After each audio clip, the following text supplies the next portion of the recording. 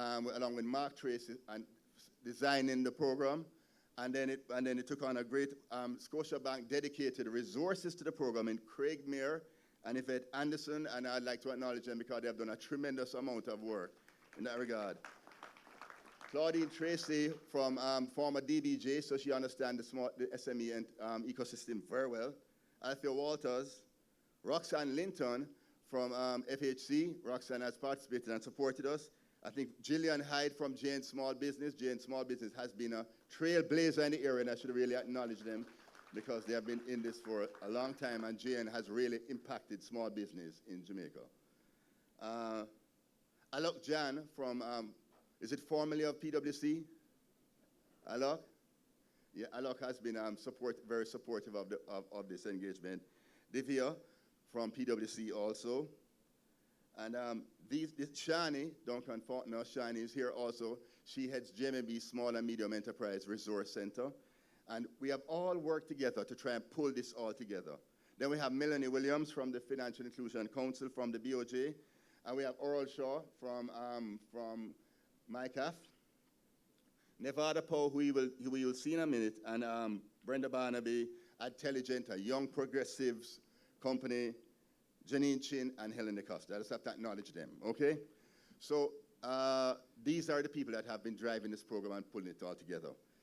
Nevada Poe will be the main facilitator, and he's going to describe to you the program after Manayard gets a chance to talk, right? BA Philosophy and Economics from Amherst College, MBA Harvard, investment banker, Goldman Sachs partner, BCG, venture investor, critical thinker. He actually volunteers at Campion to teach our children critical thinking, you know. Independent consultant. But what Nevada does well is he can take complex challenges and break it down into bite-sized things and deliverables such that we can, and he was able to take the massive work done by Research and Insights, the former Jamaica House Fellows, to be able to pull it together and to design the 10-point system that we're going to be working through as a team, right? And I know I'm over time and I need to step down right now. But at the end of the day, what do we want? We want equipped, aware, and empowered SMEs. We want greater capital and resource allocated to the segment. But that comes through partnership, everybody taking responsibility.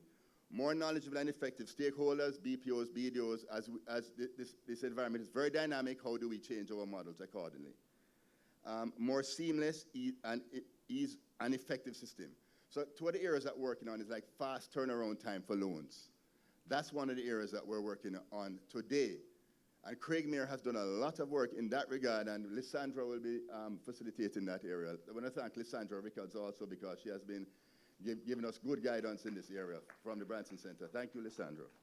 So that's what we're all about. It's about partnership. It's about making it happen. This is my shirt today. Just do it. You understand what I'm saying? So we just do it. We're going to do the work. This is not just about talking and making big speech. It's about doing the work. Okay, thank you, ladies and gentlemen.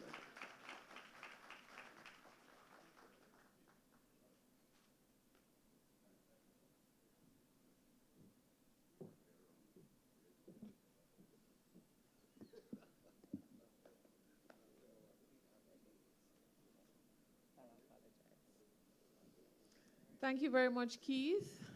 Just some apologies here from the leader of the opposition. And Mr. Wickham McNeil, Dr. Wickham McNeil, they have to run out now. But certainly the stage has been set by David and Keith. Keith, you gave us a good mouthful there. And I know persons have been wondering if they should stay after lunch, if there'll be meaningful discussion.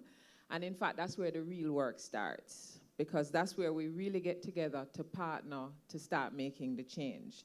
Because we're looking for more equipped, empowered SMEs, greater resource allotted to MSMEs, more knowledgeable and effective stakeholders, and easy and seamless and effective ecosystem.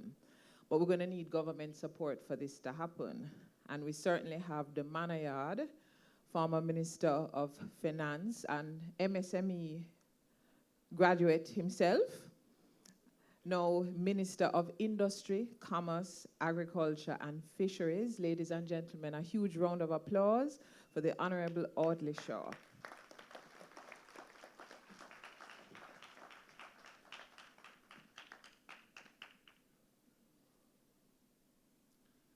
Thank you. Thank you very much, Madam Chairman. Maybe I should just say all protocol observed, because I have to admit to you right now that I have 3 graduations today,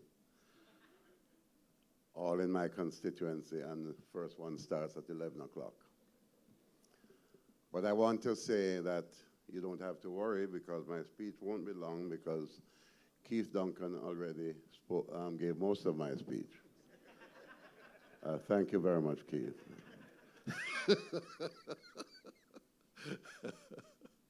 But I have to, however, acknowledge our principals who are here from the public sector in particular. And of course, we have the head of the Exim Bank is here, Jamaica Business Development Company is here, very good. Our Minister of State in my ministry, the executive head of the Economic Growth Council, Senator Auburn Hill, my good friend from the IMF. Nice to see you, Mr. Longan. And of course, head of the Development Bank of Jamaica. And to all our bankers, the head of the PSOJ and the head of the Small Business Association. I want to say to you that Keith, having given my written speech, I can now say what I want to say, right? Before I come in Manayard style, right, Keith? But I have to tell you, and ladies and gentlemen, I want to say how pleased I am to see such a large turnout of people for this event. Because this symbolizes the significance and the game-changing potential of this initiative. And I think, and I don't want you to think that when I give a sense of history, that I'm being political. I don't want you to think I'm being political. But I have to give a perspective and line it up to where we are now.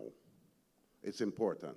So we understand the perspective and understand that we can't afford to go back to where we have come from. It is absolutely important. The context is very simple.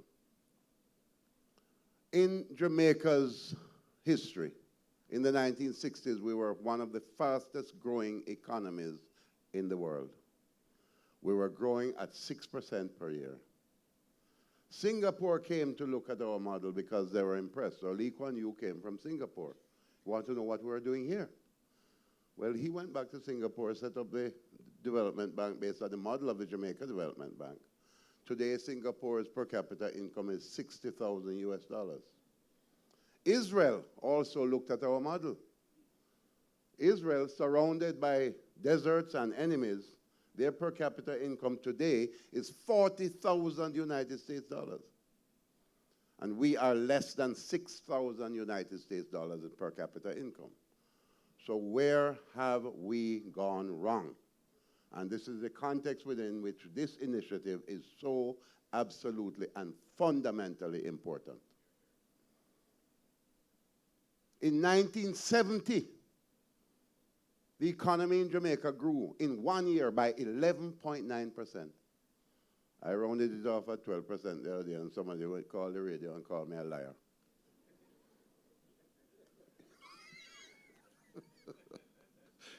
$11.9% in 1 year. When we bequeath government, and I'm sorry Peter has gone, but when we bequeathed government in 1972, after that decade, the first decade of independence, growing at 6%, the economy in that year, although we left it in February, for that full year, the economy grew by 9.2%. Momentum. Then in the 70s, we then went into a new thing never before known in Jamaica's history called negative growth. And we had 6 consecutive years of -0 growth. going as high as minus 6.7%. Then in the 1980s, this history is important. Many of you are too young to know this history unless you read it. But in 1980s now, when I joined government, first to promote investment with the Jamaica National Investment Promotion Limited, went to New York, head of the overseas operations, all of that. Mr. Siaga, of blessed memory, was the Prime Minister and Minister of Finance. And it was under him that the economy grew by the 11.9%. Came back, rebuilding took place.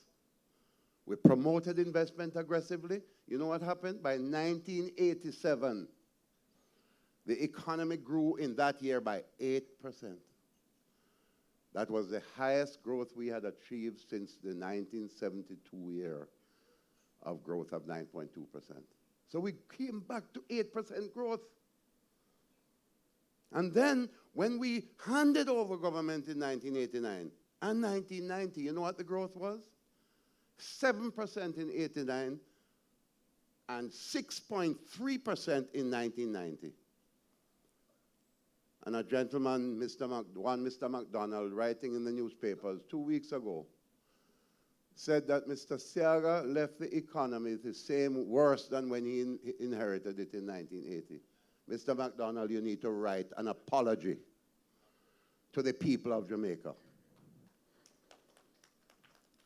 It is important that we are guided by these things, because let me say it to you now, as I come to the 90s, because I'm going through the whole period.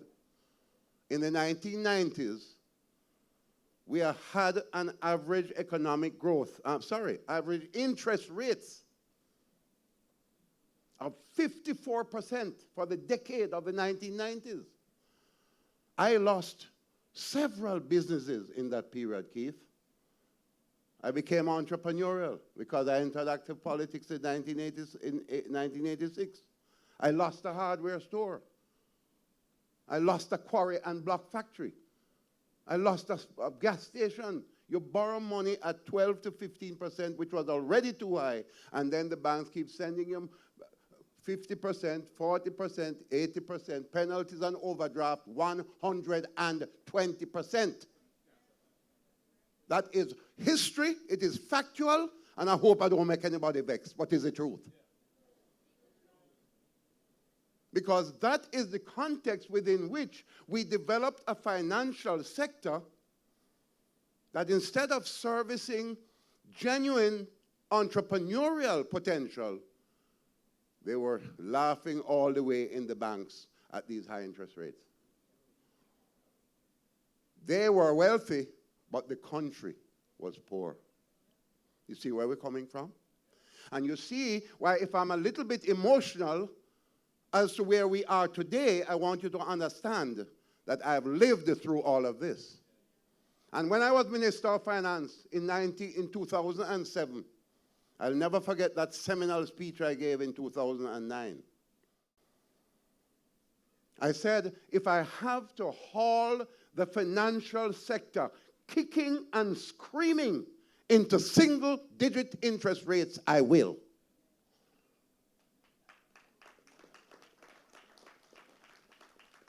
And today, we are in the realm of single-digit interest rates. Today, we have established a junior stock exchange. I had the honor and privilege of doing that, supported by Don Webby, who was my Minister of State at the time. And we realized that establishing a junior stock exchange would be part of the network of systems to encourage people to get into the formal economy, and to get into the formal economy without having to pay extortionary interest rates. The junior stock exchange is among the reasons why the Jamaica Stock Exchange is now one of the fastest growing stock exchanges in the world. And Mr. Longing, I'm not attacking you here now, but when I became minister again in 2016, I had to rescue the junior stock exchange from being closed down. By the end of March of that year, I became minister. My first official act was to keep it open Why was it being closed? We were told the IMF said it should be closed. I asked the representative of the IMF at the time. He says, well, they think it's far too generous. 0 tax on profits for 5 years, 50% tax on profits for the next 5 years. They think it's far too generous. I said, but there are other countries and states in the world that do it. He said, but they can afford it.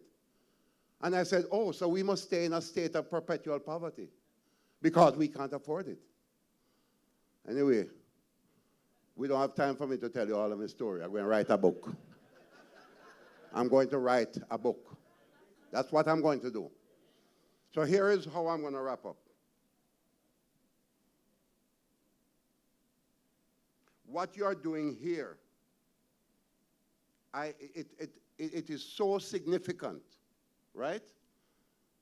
That playbook that you put down there, Keith, right? Access to finance, the facilitation group, government, private sector, getting the thing granular and convincing our small businesses it is time for you to get transparent and formal. Write a business plan. Know your markets, know your opportunities, know your potential. Train your staff, because the greatest asset you have in your business is a human asset. Train them to be productive. And then we must do other things, yes. I've discussed it with the Minister of Finance already. Maybe it's time now for another stock exchange, a micro stock exchange, a nano stock exchange, where more people can feel that if one of the routes is low interest loan, another route is equity financing. So, ladies and gentlemen, I'm really inspired by this initiative, and I want to congratulate the Bankers Association, all the private sector, all of you. I want to congratulate you on this spirit of initiative and enterprise. My mother taught me to read the Bible, and one of the passages that really inspires me when I look at what is happening here, look at where we are coming from, look at how we have gone into this horrible interest rate regime that destroyed initiative and enterprise, and look at where we are now. In the book of Job, it says, for there is hope of a tree, if it be cut down, it will sprout again. And from the tender branch thereof, it shall not cease. With your initiative, your enterprise, Jamaica is sprouting again and will continue to sprout. God bless you and thank you.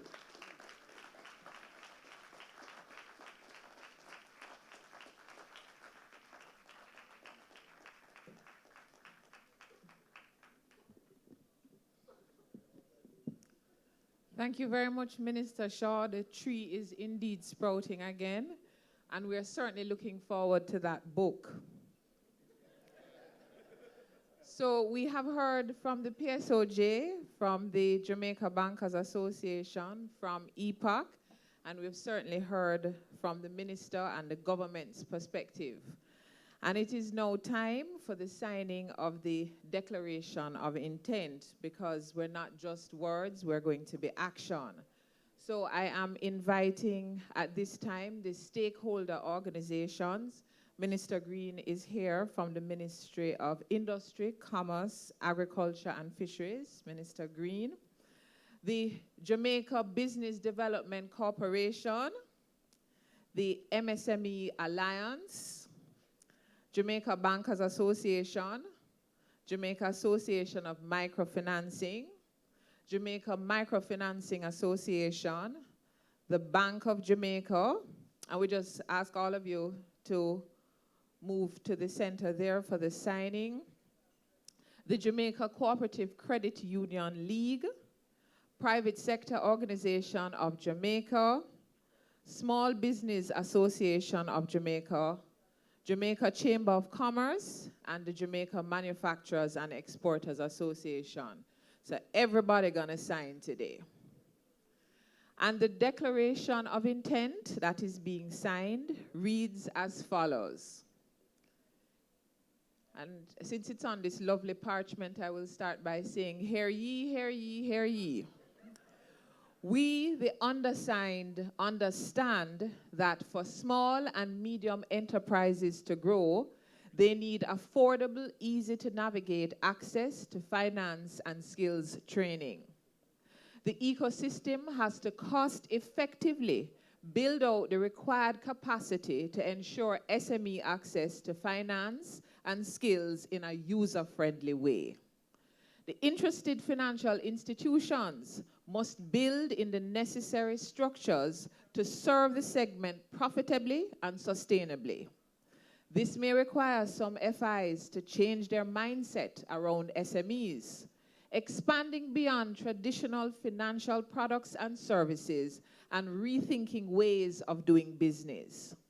The SMEs need to adjust their mindset and avail themselves of the requisite training to upgrade their business skills and begin to conduct their business affairs in more formal and transparent ways, which will lower the costs to serve while increasing the products and services available to them. The government, the respective regulators, and the various trade bodies must facilitate the movement towards a better ecosystem for all, providing clear guidance for improvement while bridging the gaps as needed until the ecosystem can sustain itself. We will lean on the expertise and support of the multilateral organizations to ensure our success in this endeavor. As the ecosystem develops, we would expect to see increased capital allocation from the financial institutions based on their own risk appetites and a greater proportion of SMEs formalized, trained, and growing. In the interest of Jamaica's national development, we, the undersigned, commit to doing everything in our power to ensure that we create the healthy ecosystem necessary for small and medium enterprises to grow. Here endeth the reading. So please, give a round of applause to all our stakeholder organizations for their declaring the intent to truly make Jamaica grow.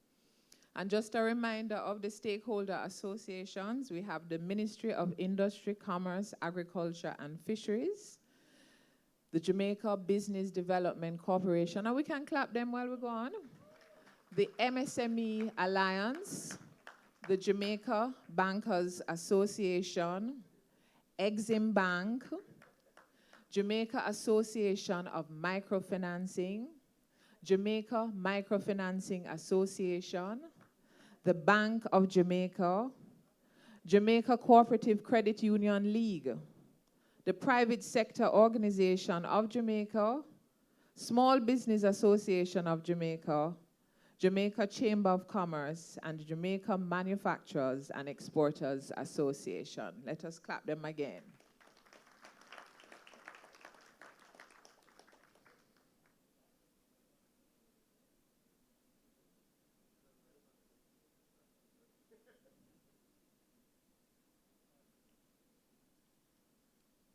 Okay. Can I ask the representatives of the stakeholder associations that to just come forward, because of course we have to take a picture so we can remember. Has David Noel signed yet? Many of us are excited to see that signature on the documents, approval documents. Yes.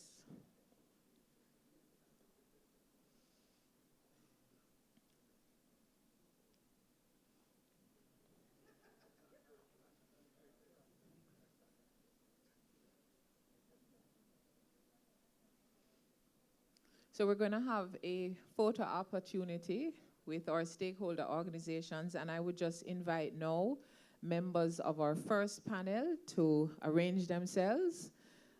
The Honorable Floyd Green, Minister of State in MICAF, Chorvelle Johnson, CEO of Sagicor Bank, Donovan Wignall, President of the MSME Alliance, Adriana Lavallée, Chief of Operations, Inter-American Development Bank, Melanie Williams, National Financial Inclusion Coordinator.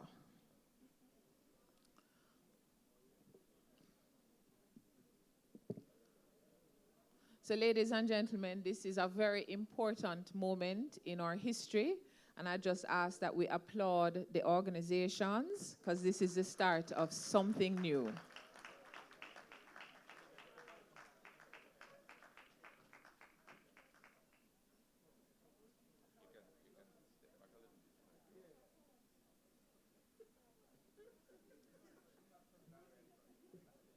It's good that the debate has already started, even in where we're positioned for the photo.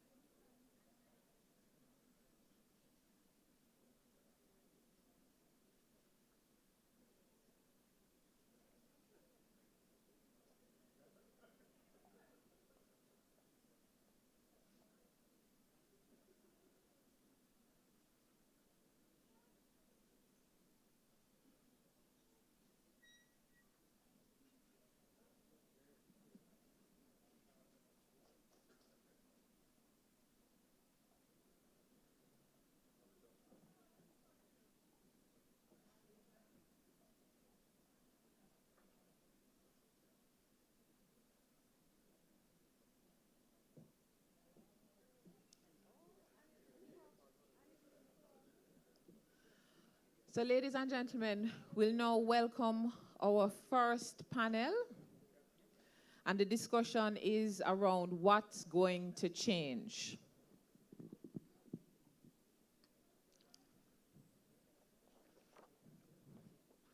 So asking the members of the first panel to come forward. I think some of them are being mic'd.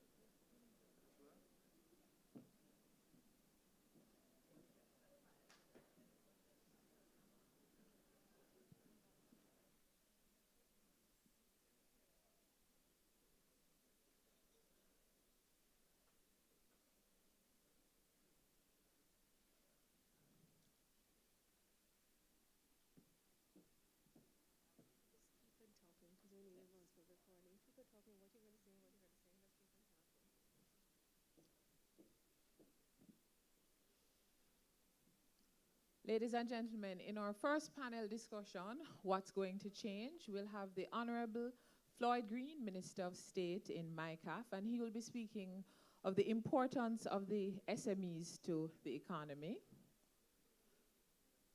We're also going to have the CEO of Sagicor Bank, Chorvelle Johnson, and she's speaking to the bankers being ready to engage. We have Donovan Wignall, President of the MSME Alliance. And Donovan is speaking to the MSMEs being better prepared. We also have the Chief of Operations of the Inter-American Development Bank. Welcome, Adriana. You can come up. And Adriana is going to be speaking to the Inter-American Development Bank being ready to provide financial and technical support for a better SME ecosystem. We also have Melanie Williams, and we've been hearing about this national financial inclusion. Very important for us to understand what this is all about. And she's the National Financial Inclusion Coordinator at BOJ. And BOJ is ready to create a more enabling regulatory environment. We also have the addition We have our IMF resident representative, Constant Lonken. Constant, I'm not going to say your last name because I'm going to get it wrong.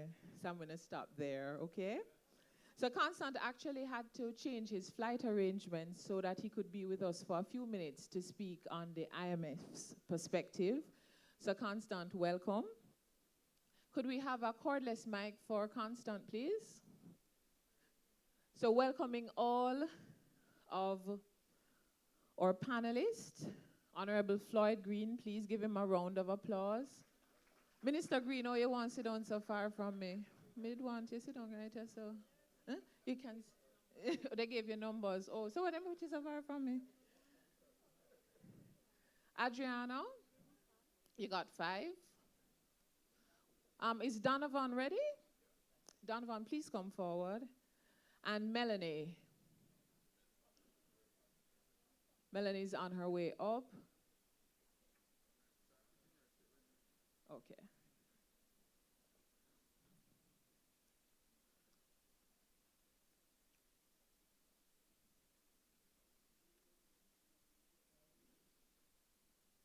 So while we wait for Melanie, could we also just have an extra cordless mic for Constant?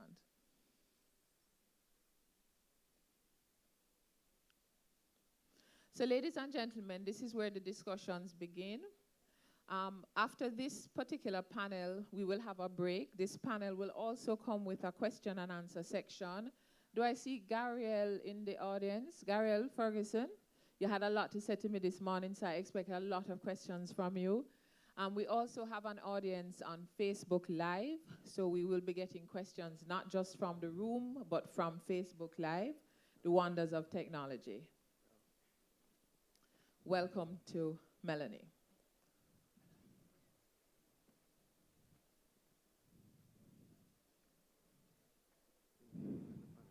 So ladies and gentlemen, a huge part of today's event is that we're not going to just be talking in using financial terms that most of us don't understand, but we're going to really be breaking down and speaking in ordinary language so that everybody leaves here with a perspective and an understanding of what this event is all about.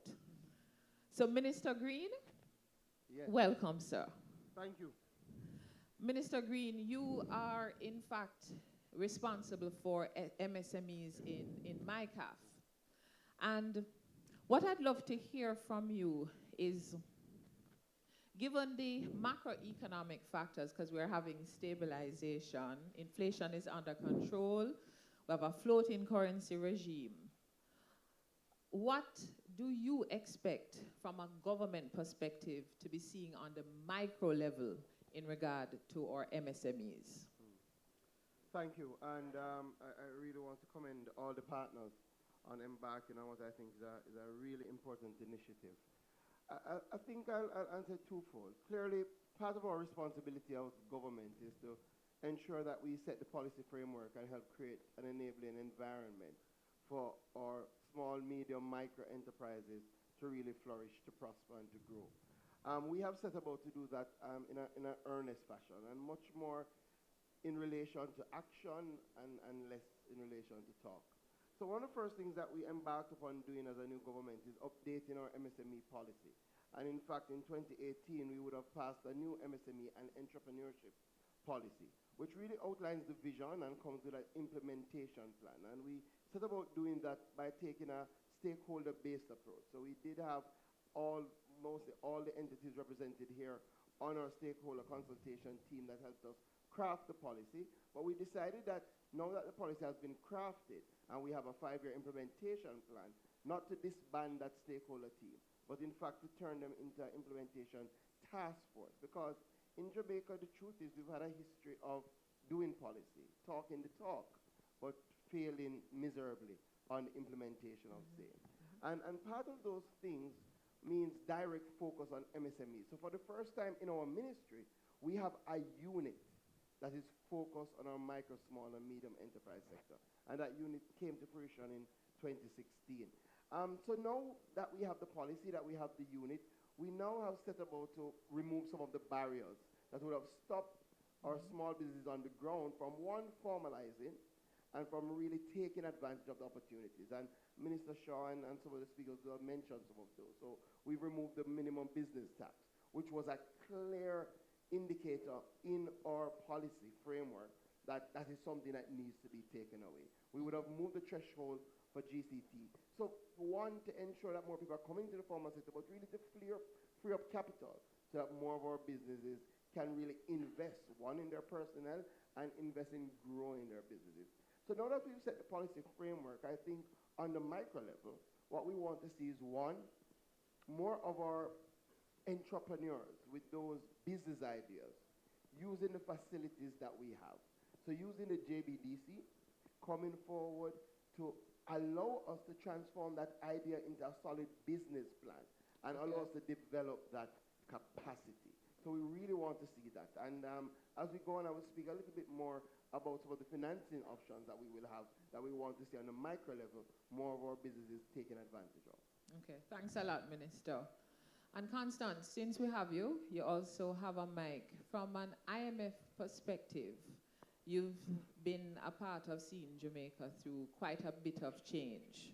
Where do you see us now, and where do you see the wins in the future for us? Yes, I must say that I'm very, very glad to be here. And, you know, this is an initiative by the private sector for the private sector. I think this speaks loud to where Jamaica has come now that the macro stability is fairly entrenched, as David mentioned earlier. I think we're now moving into the micro territory, right? So I think it's fair to say that macroeconomic stability is one precondition to growth. Now that that part of the reform is entrenched, I think it's good to see that you know, there are a lot of initiatives to tackle the micro bit. We've always long acknowledged at the IMF that access to finance is one of the major key impediments to growth in Jamaica. And we actually have a study, which we did in 2017, which shows that if credit constraints were to be relaxed in Jamaica, GDP could be 35% higher. So you will move to an equilibrium where GDP is 35% lower. So it's something that we've long acknowledged, and I'm glad to see that, you know, we have an initiative that speaks precisely to that. Maybe I would say just one word on the incentives. Sure. I think Minister Shaw mentioned that in the context of the junior stock exchange. The reason why we're not necessarily overwhelmed or, you know, very enthusiastic as a general principle about tax incentives is that generally they don't level the playing field for all market, you know, for all participants in the economy. And sometimes incentives lead to misallocation of resources in many economies. And of course, there is always the price tag. I think debt to GDP in Jamaica, although it has come down tremendously, unprecedented, you know, from 147% of GDP to now 95, 96% of GDP, is still very high. I mean, it's, you know, Jamaica is not out of the wood by any stretch of imagination. Obviously, progress is very commendable, and we're glad to see that now that the government has started crowding in the private sector. It used to be the case that the government was borrowing all the resources in the economy. And as the Prime Minister Holness recently said, you know, the government has gone on borrowing diet. So now the funds are available, and how to, you know, harness those resources to fund the private sector is certainly something that we've seen as key going forward. So I'm very glad to be here, and I hope, you know, I really love this, you know, little flyer on the board. For those who cannot read it, ideas are easy, implementation is hard. So I really look forward to seeing a consistent implementation of this initiative. Thank you, and congratulations for it. Yes. Thanks a lot, Constance. So moving from Constance, ideas are easy, implementation is hard. Adriano, I'd love you to jump in at this point to speak to us about the role of the Inter-American Development Bank in the process. And ideas are easy, implementation is hard, but you would have had lessons from other jurisdictions. So I'd love you to speak of the role of the IADB, but also some of the lessons from the other jurisdictions on implementation. Great, thank you. Thank you, Constance, because I think you set the stage very well. IADB has been in Jamaica for 50 years, so we have been part of the process. We've lived through all of the historical discussion that Minister Shaw mentioned earlier. We've been here, and we've seen how the macro context is already stable. Now it's time to start looking at how we can shift the conversation, because if you speak with everybody in the street, everybody knows debt to GDP ratio. Everybody can talk about debt to GDP ratio, and we're focusing on reduction of debt. But what about the growth piece? That part of the equation is the piece that was missing. So I'm very happy to be here, because that means that we're ready. This conversation is pivotal, it's crucial for the going forward. It's the beginning, and it's like that title says, it's not going to be easy, but it's the beginning. So I would, before I start, I would like to say, please, when you continue in the conversations, don't think within the box. Don't think with the current constraints. It's great that we have the Banker Association involved, but think about what's happening in the world out of Jamaica. Fintech is really disrupting the sector. There's a lot of companies out there that are delivering services that are developed directly with the customers in mind. We had a study that mapped around more than 700 fintech companies in the region, and they're really disrupting the way we do business. So let's not think only of the traditional stakeholders. Jamaica has a lot of talent. There's a lot of youth that is being trained in technology, coding. Let's not miss that opportunity. Let's not think in the constraints of the current framework, but let's be really bold and think differently in what we want to see, and not what we have and how we can make it happen. So with that said, we've seen that the growth of private sector and SMEs in Jamaica has remained constantly flat. And why is that? Because there's very low productivity. There's total factor productivity has remained 1.6 since the year 2000. And we see that is because companies are not investing enough in innovation. I would like to invite private sector in Jamaica to move from efficiency-driven was incentive to remain debt low. Let's move from efficiency-driven to innovation-driven. That will be my starting point, and I'll leave it like that. Okay. So moving from efficiency-driven to innovation-driven. And for many of us, we're listening, we're hearing about the macroeconomic factors, the microeconomic factors, and we're asking ourselves, as business people, so what does this mean for me? What does this mean for my relationship with my banker? And of course, we have Chorvelle Johnson, our very energetic CEO from Sagicor Bank, and the banks have said, we are ready to engage. Chorvelle, earlier Keith commended the efforts of your bank, Sagicor, in regard to small, medium-sized enterprises. Can you tell us a little bit about the efforts that you have made to engage SMEs? All right, morning everybody. You know, I thought I didn't have to speak at all this morning because David did my job, so did Keith, and then Minister came up with his manor yard style and he covered everything. But just to say, from Sagicor Bank's perspective, and I grew up with small businesses, so I understand the pain, and maybe that is why I'm in banking actually.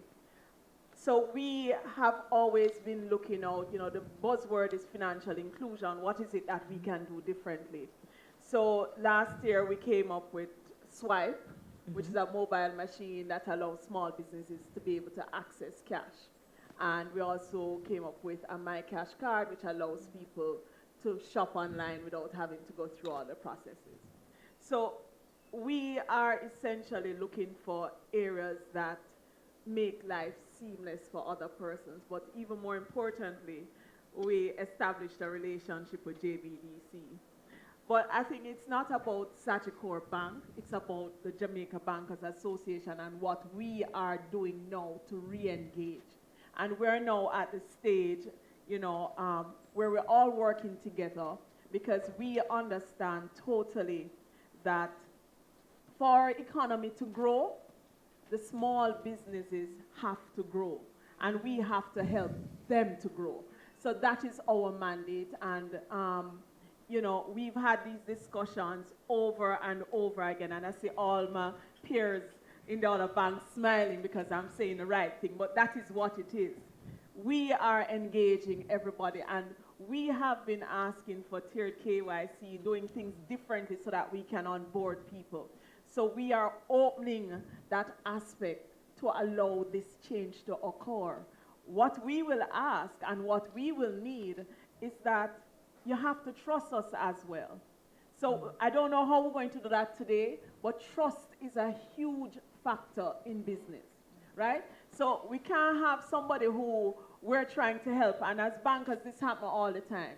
You're trying to help somebody through the process, and they're hiding some of the information.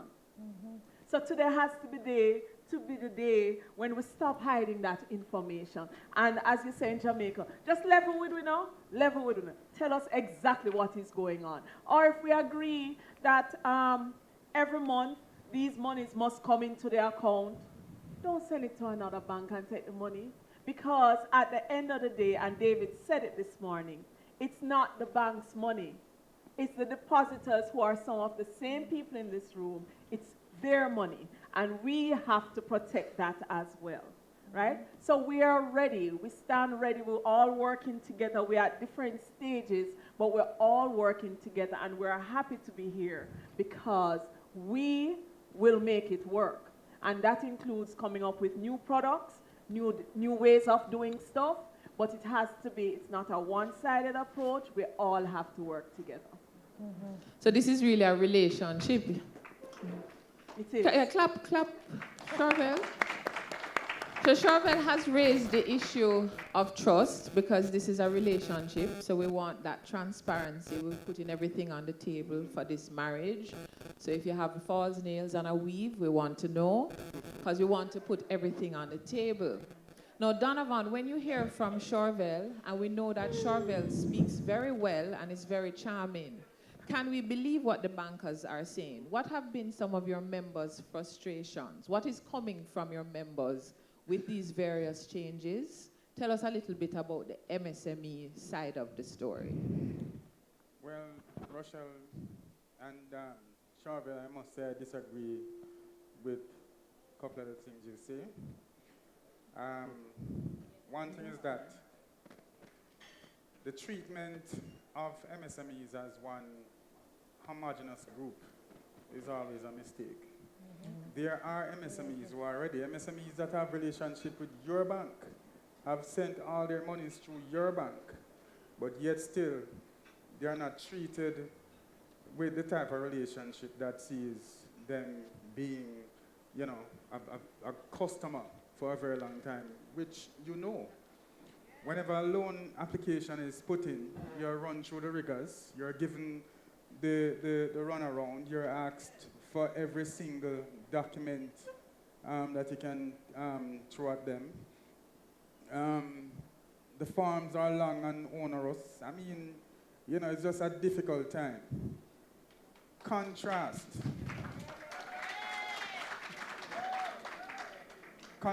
that to when you need a car loan. I get a car loan within a week. I started on the 1st of December. All the paperwork are in. I'm an MSME, so I'm borrowing in the name of the company. And everything went through within a week. I mean, the same bank, my bank. It was a nice car. And it was a nice car, yes. I got the loan quickly, and no issues because the car guaranteed itself, right? But I'm a customer of your bank. You know me for years. I've repaid all the loans you have given me. So why is it that if I'm borrowing money to expand my company, to retool, why do you give me such a hard time? When the video came out, everybody would have seen the video. Quite a few people started sending emails which are forwarded to the relevant people. I want to read one email. I'm not going to call the name of the banks that the person went to, but I want to read the email if you'll allow me, Rochelle. Sure. And this experience of this particular person can be summed up with the experiences, as experience of most MSMEs, good ones, that go to the banks. And it goes like this. The lady says, and is a female entrepreneur as well. Hi, Mr. Wignall, as discussed this afternoon, please see the following experiences. Would greatly appreciate your help in moving forward. I went to the bank for a manufacturing small loan of equipment purchase for $10 million. A, the business plan was submitted with financial paid for by me. That person paid for the business plan. Was told the loan was too big for a small company. That's what the first bank told them. After much discussion at the end of the day, the interest amount to be paid was 10.5%, taking into consideration all the factors, not to mention the collateral needed, house, mortgage, monies on deposit, etc. I was also told that I do not qualify for a tourism loan. This person is manufacturing for the tourism loan. At 5%, as I would have to be working in the tourism industry for 2 years. My next step was at that bank again, another bank, who sent me to a credit union. After adding up all the requirements by both, I would have to come up with at least $2 million to cover both fees and credit union and that bank fees, with an 8.5% payment on the loan. I still can't understand why a bank will charge me a fee to lend me money. Just add it to the interest rate. Mm-hmm. The equipment I need is for manufacturing and producing for the tourism industry and local stores with a potential for the Caribbean islands. Hotels do not give contract, they order as they see fit. I really don't get to see the effort being made to make funds available to MSMEs. There's also no understanding of the industry. The people who are sitting behind the desk and making the decisions need to be placed in the shoes of running or starting up their own business. I currently make tablecloths, napkins, hotel robes, and operating from home. I'm adding a new line that I have done extensive market research on and would want to purchase this vital machinery to do so. I have since dropped my request to $6 million, and it's still difficult. How is retooling so hard for getting a 100% finance? Or how is retooling so hard versus getting a 100% financing for a car costing $16 million? 100%. I trust my above experiences of obtaining a loan would help in making the process easier for us who would like to retool our businesses. I've gotten several of these letters from people wanting to purchase entire businesses that are profitable. One business is profitable at $51 million a month. That person wanted a $400 million loan. It's not so MSME, but got the runaround. All the papers were provided, all the financials were provided. This is a good MSME. Okay. But yet still, they go through those problems. Yeah. And, thanks very much for that, Donovan, because I think you really have set the stage. So, ladies and gentlemen, as we can see, today is a day that we're really going to talk up the things. Mm-hmm. Because if we really are going to be partners, we have to put everything on the table. David, I see you wincing in the front, taking notes. The bankers, though, will speak of some of the onerous responsibilities that come from the regulators. Mm-hmm. And we do have our regulator among us, the National Financial Inclusion Coordinator, Melanie Williams. And Melanie, some of us want to understand, what is this National Financial Inclusion Policy? What is it all about? What's the purpose?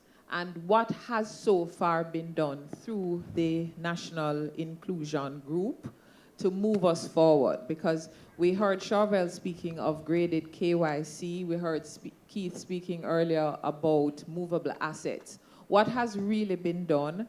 And are the responsibilities on the banks truly onerous that they need to now really pass on to their customers to make sure they're meeting their requirements?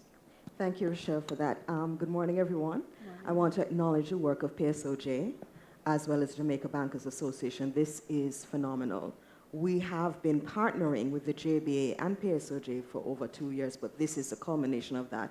And it's because of the work done by Mr. Duncan and Mr. Noel. JBA entirely have stepped into the space. Most importantly, financial inclusion is about financial empowerment. So what is it really? It's about both promoting greater access to financial services, but also usage.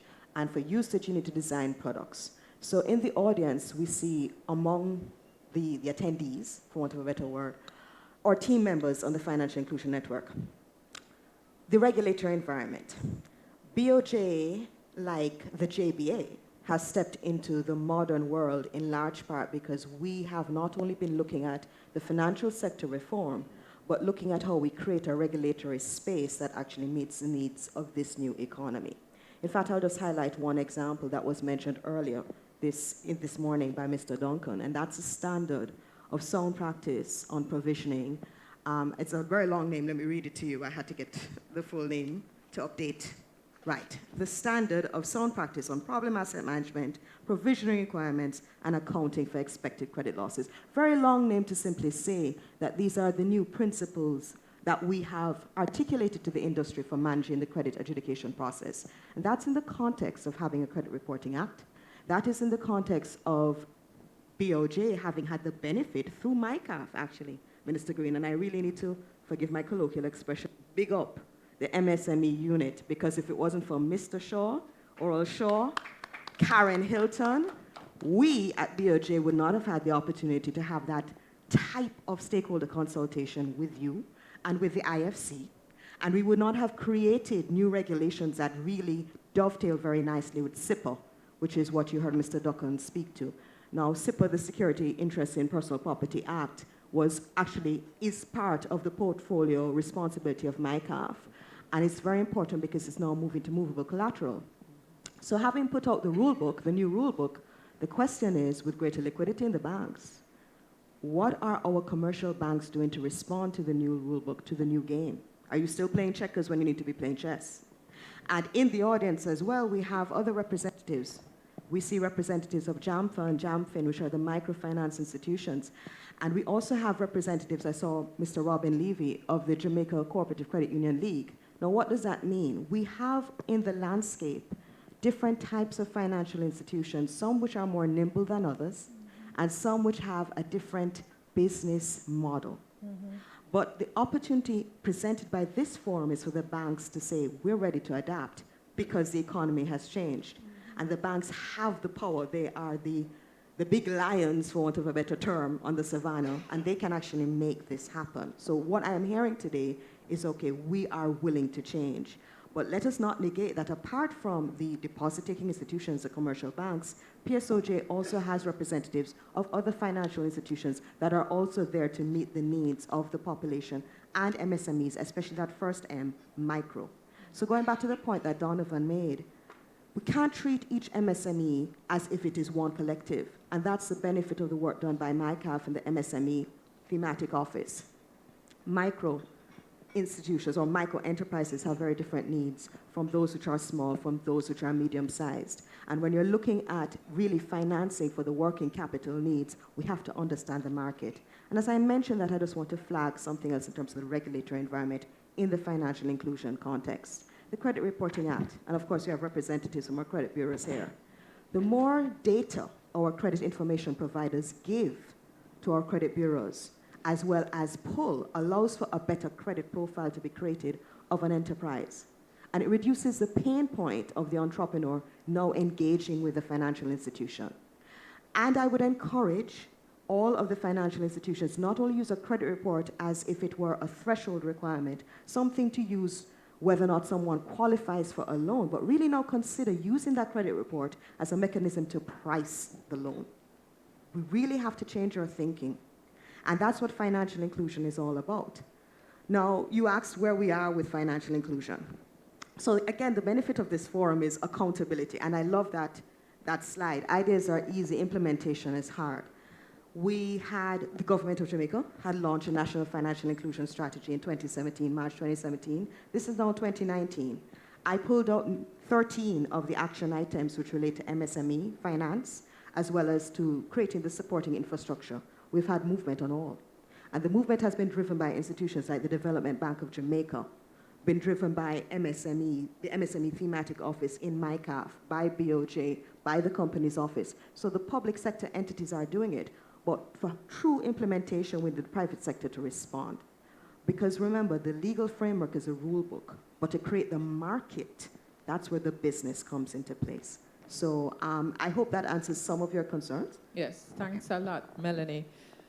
Chorvelle, you have heard from the MSMEs, the National Inclusion Policy Group has said much movement has been made on the regulatory landscape. Do you agree that this movement has been significant enough where the banks are concerned? And do you think the banks themselves are adapting to this regulatory change? I think it's work in progress. It's not 100% there. We were at a meeting at BOJ up to, I think, a week ago, and there are still things that are on the table that we have to get fleshed out. Are we pushing hard to get it done? Yes, we are, right? But it's not going to happen overnight. But I think one of the things that came up, which I have to point out as well, there are different MSMEs at different levels, and there are different institutions that can help them as they go through the process, right? So you might have a JBDC that can help at one stage, and maybe at that stage they might not be ready for the banks, but you have different levels. So sometimes it might be good to look at the choices that are there if the banks are not at that stage. However, I will reiterate that we are moving in the process to help. I heard Noel earlier, and he, was reading everything about all the MSMEs and the headaches that they're having. Yet, I can say, from Sagicor's perspective, you'd have seen our ads with women in business. So there are some people who are getting through, there are some who are not. So it means that enough persons are still not getting the funding that they need. And it is obvious because Jamaica is not growing in the way that it should.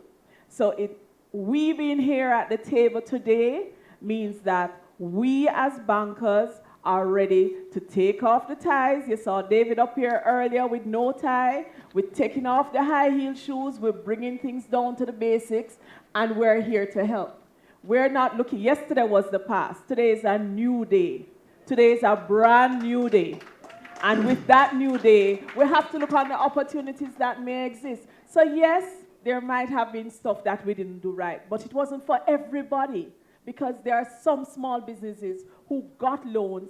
There are some of them that I'm in their factory every week or every other month talking to them about the next step, right? So there are some people who are getting through and some who are not. But we want more people to get into that net. So with the regulatory changes that we are pushing for, with the BOJ, who is our regulator, and the BOJ has now taken on a risk-based approach, right? So as the bankers, we have to take on a risk-based approach to whoever we are lending depositors monies to. Because if you as depositors come and we cannot give you back your money, that is a big deal, right?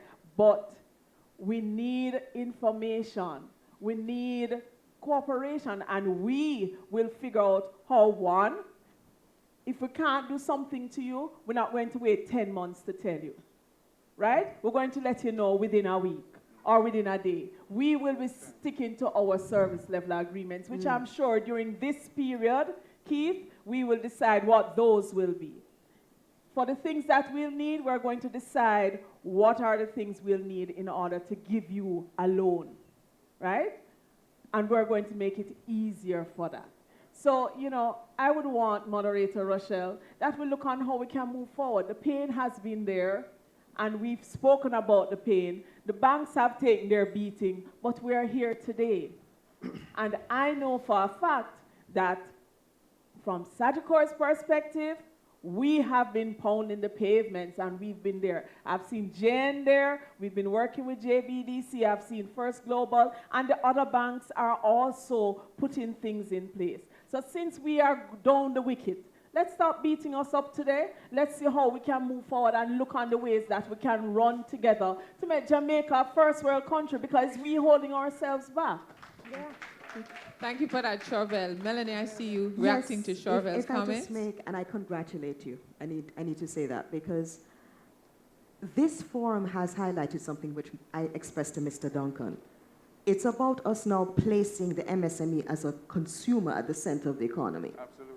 So it's, yes, BOJ does prudential supervision, but much discussion has been happening around how we can actually really empower the consumer, which includes the micro, the small, and the medium-sized enterprise. And again, I need to really big up two institutions. DBJ, I see Paul right at front. Paul, the work you are doing with FETA, amazing. And then we also have the Inter-American Development Bank. Jamaica, I need to really emphasize this, Jamaica actually now has a national financial literacy action plan, which was supported by the IDB. Now, what does that mean? You will hear discussions about the blue economy, the orange economy, the green economy. Where we are in a space is that I would encourage JBA, I know Jamaica Cooperative Credit Union League is the vanguard of financial literacy, but I would encourage JBA to do more of that type of work. The FSC is not here, but again, the FSC, the Consumer Affairs Commission, the Fair Trading Commission, two of which fall under my CAF. If we're going to empower our MSMEs, we need to understand the different categories and the different sectors within which they operate, and actually tell them as financial institutions what we need from them in simple language. The complicated documents have got to be revised. Sorry. Okay.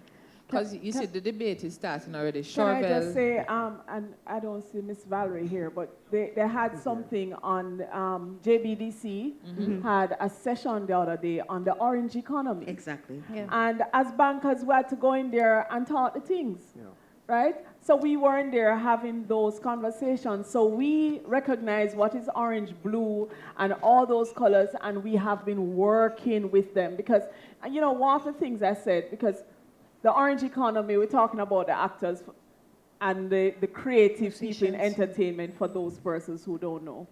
And, you know, somebody spoke about, you know, they got up in the morning, they had a dream, and and they eventually reached to a bank. And they said, this is what they want to do. And I had to say, listen, a dream at 4 o'clock in the morning with no plan behind it, right? And no thought as to why you're going to quit your job because you're creative and this is the way to go. That's not all. So you need the hand holding. You know, you need somebody to hold you through the process. Yes. Minister Green, so you've heard the commentary. You see that we are taking steps to move forward. From your perspective in the ministry and the policies that you've put in place, what do you think needs to happen going forward to really open this ecosystem? Yeah. So I think we have done a, a fairly good job of setting a framework and setting up overarching ecosystem. But there's still a lot that needs to be done from the government perspective, and then I'll come to a little bit of the banks. But Chorvelle, I'm not going to beat up on. Back is broad. Back is broad. I think, without a doubt, we still have much more to do to ensure that it's easier to do business in Jamaica. It's still very difficult for those who want to move from informality to formality. So we're working now with the Companies Office to make that process, just registering a business, has to be easier.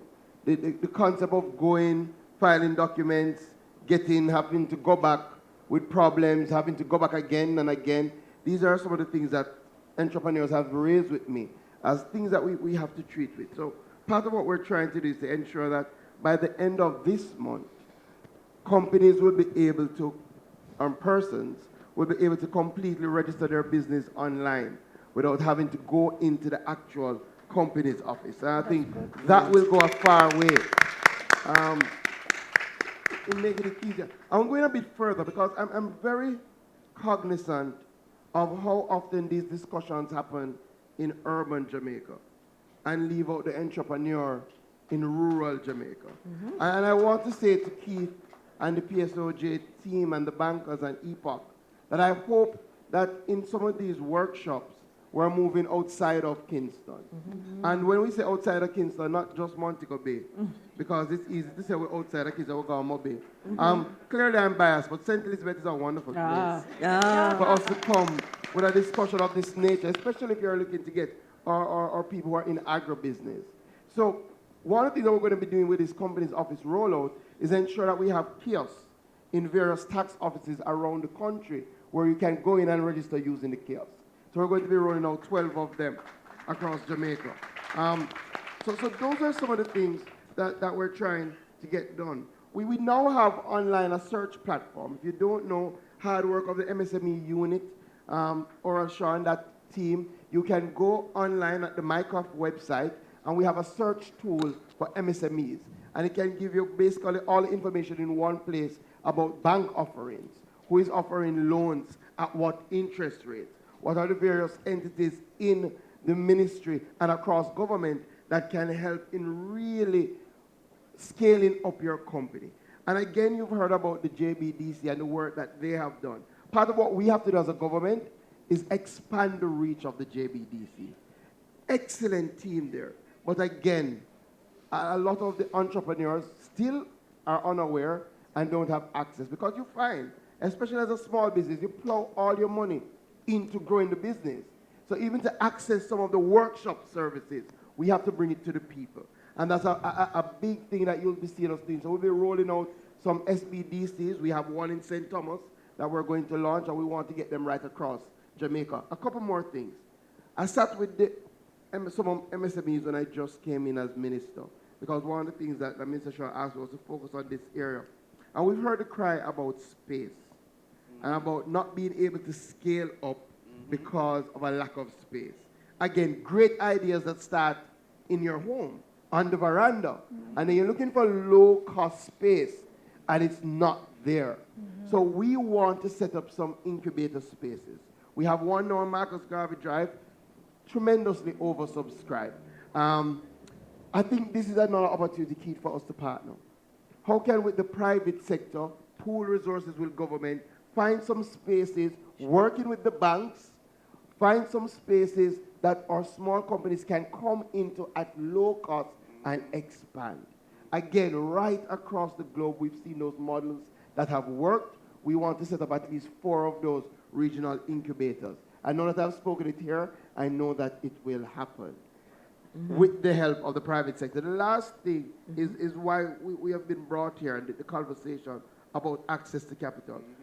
I think largely, especially from the BOJ perspective and from Mycroft's perspective, with the passing of the Personal Interest in Security Interest in Personal Property Act, that was a massive step. Now that we've sent out the directions, the banks have to adjust their mindset. That's quite frankly what has to happen.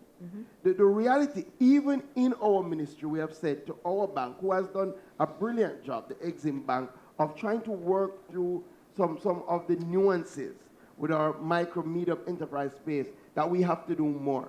So we, from the government perspective, we're now unveiling a new facility.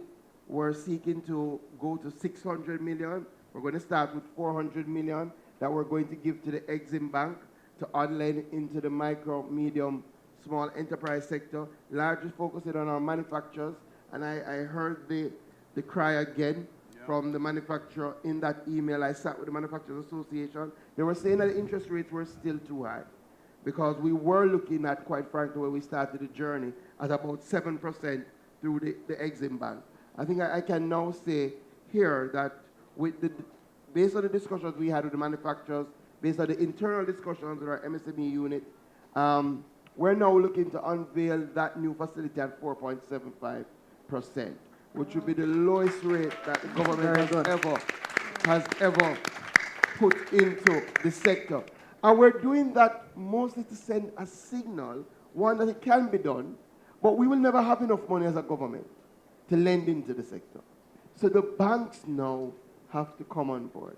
And the fact that the government is going to 4.75, well, I'll just leave that there and float that out in the air. And I see my bankers are listening. Thanks a lot, Minister. So Donovan, you have heard from the ministry, you've heard from the BOJ. There are lots of facilities available today. We'll hear from the Exim Bank. I see Lisa Bell in the audience. Valley Vera is here from JBDC. In terms of mindset change, it's easy for us to target the banks for the mindset change. What mindset changes need to happen with the MSMEs to make them better prepared to access these facilities and to adapt to some of these regulatory changes? What needs to happen on the MSME side? Because we hear it's a two-way street. Well, on the MSME side, we spoke to a lot of those changes. And one of them, I think Chorvelle spoke about it, and myself and David Noel, even at that meeting that spawned the genesis of this. We need to change how we do business, running our cash through the accounts, being more visible, being more transparent, being more formal in how we do our businesses, have the necessary paperwork, innovate, do better business, have better business practices, set up business to grow, not just to subsist. So, I mean, with how Jamaica is now in terms of investment, in terms of growth, we're seeing a new type of MSME. One that, a lot of young people are going into business. A lot of them need the type of support spoken about by the minister with the type of seed funding and financing, etc. But, I mean, it's a matter of change. We at this particular initiative, we are now seeing that paradigm shift, that change in culture by the banks. And, it's coming out of the commitment made by, Mr. Duncan, Mr. David Noel, and the people at that meeting, and them keeping their word and putting their money where their mouth is, and putting on this particular function, which doesn't end today or whenever this ends. It continues for a year, right? So at the end of the day, new MSMEs, old MSMEs, small, large MSMEs, we are aware of what we need to do. We just need a different type of treatment, a different type of relationship with our banks. We are often spoken of as the engine of growth for the country, but we do need the fuel to make ourselves grow, to retool, to make ourselves better businesses, and that is access to finance. Okay, thank you. So, Adriana, I see you listening very intently. You would have some experience from other jurisdictions. Some of these things, some of these discussions are not new to you. In the looking forward and the role that IADB will play, what do you think is necessary, certainly from your perspective, your bank's perspective, for us to actually cause this ecosystem to come together to move forward? What can the IADB say it will provide, and what do you think is necessary? Well, thank you. I was listening very attentive because when you asked me before what has IADB done in the past, if I tell you what we've done, it would take me too long, and I'm not here to brag. Because at the end of the day, we're here, we're partners with you, with the government of Jamaica and the private sector. We've helped passing a lot of policies that had helped Jamaica improve their doing business indicators.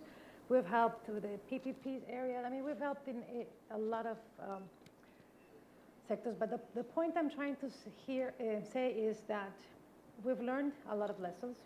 And when you devise policy, historically, what governments have done, they picked winners. And when I say picking winners means that you devise an instrument thinking of early stage only or well-established companies. And a lot of the discussion on access to finance concentrates on that segment on well-established companies. So there's a big gap through the whole spectrum. So learning from the lessons from other jurisdictions, but most importantly, learning from what we have in Jamaica, because we've had a lot of work with Jamaica already so far. We're devising together with the Ministry of Finance and the DBJ an instrument that will help shape the ecosystem of MSMEs in Jamaica. Why? Because there's been already a lot of interventions that are not interconnected. So it's time that they're interconnected and help each other. And let me tell you how we're doing it. And let me put my glasses to make sure I don't forget anything. The idea is to stage the whole ecosystem from startup,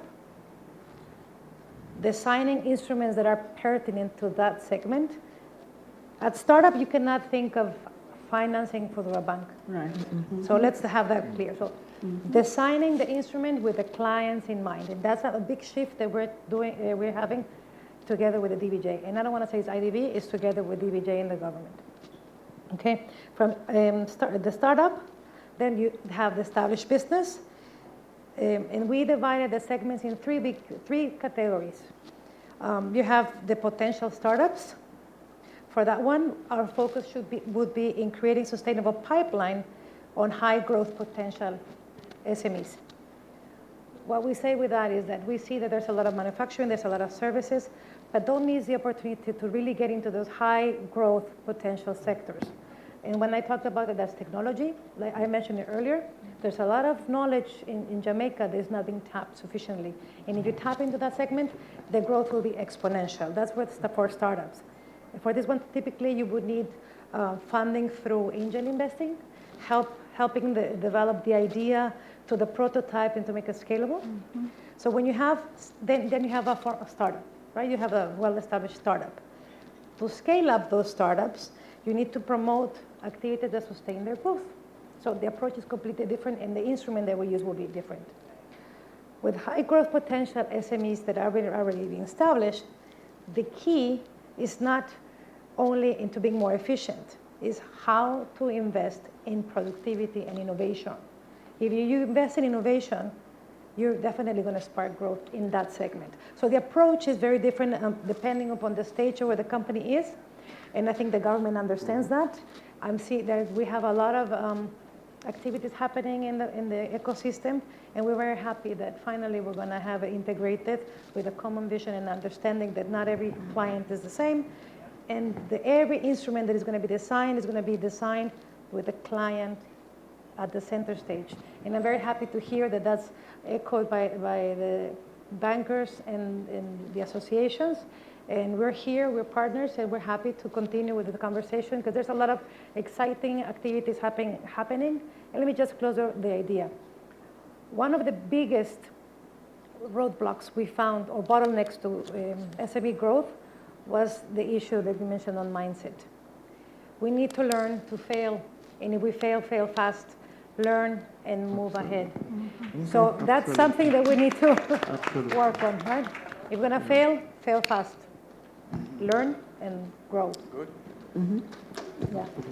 Oh, so if you're going to fail fast. Yes. And early. Yes. And learn and grow. Get up and run. Can I get a time check? Because I don't want us to miss the time for our question and answer.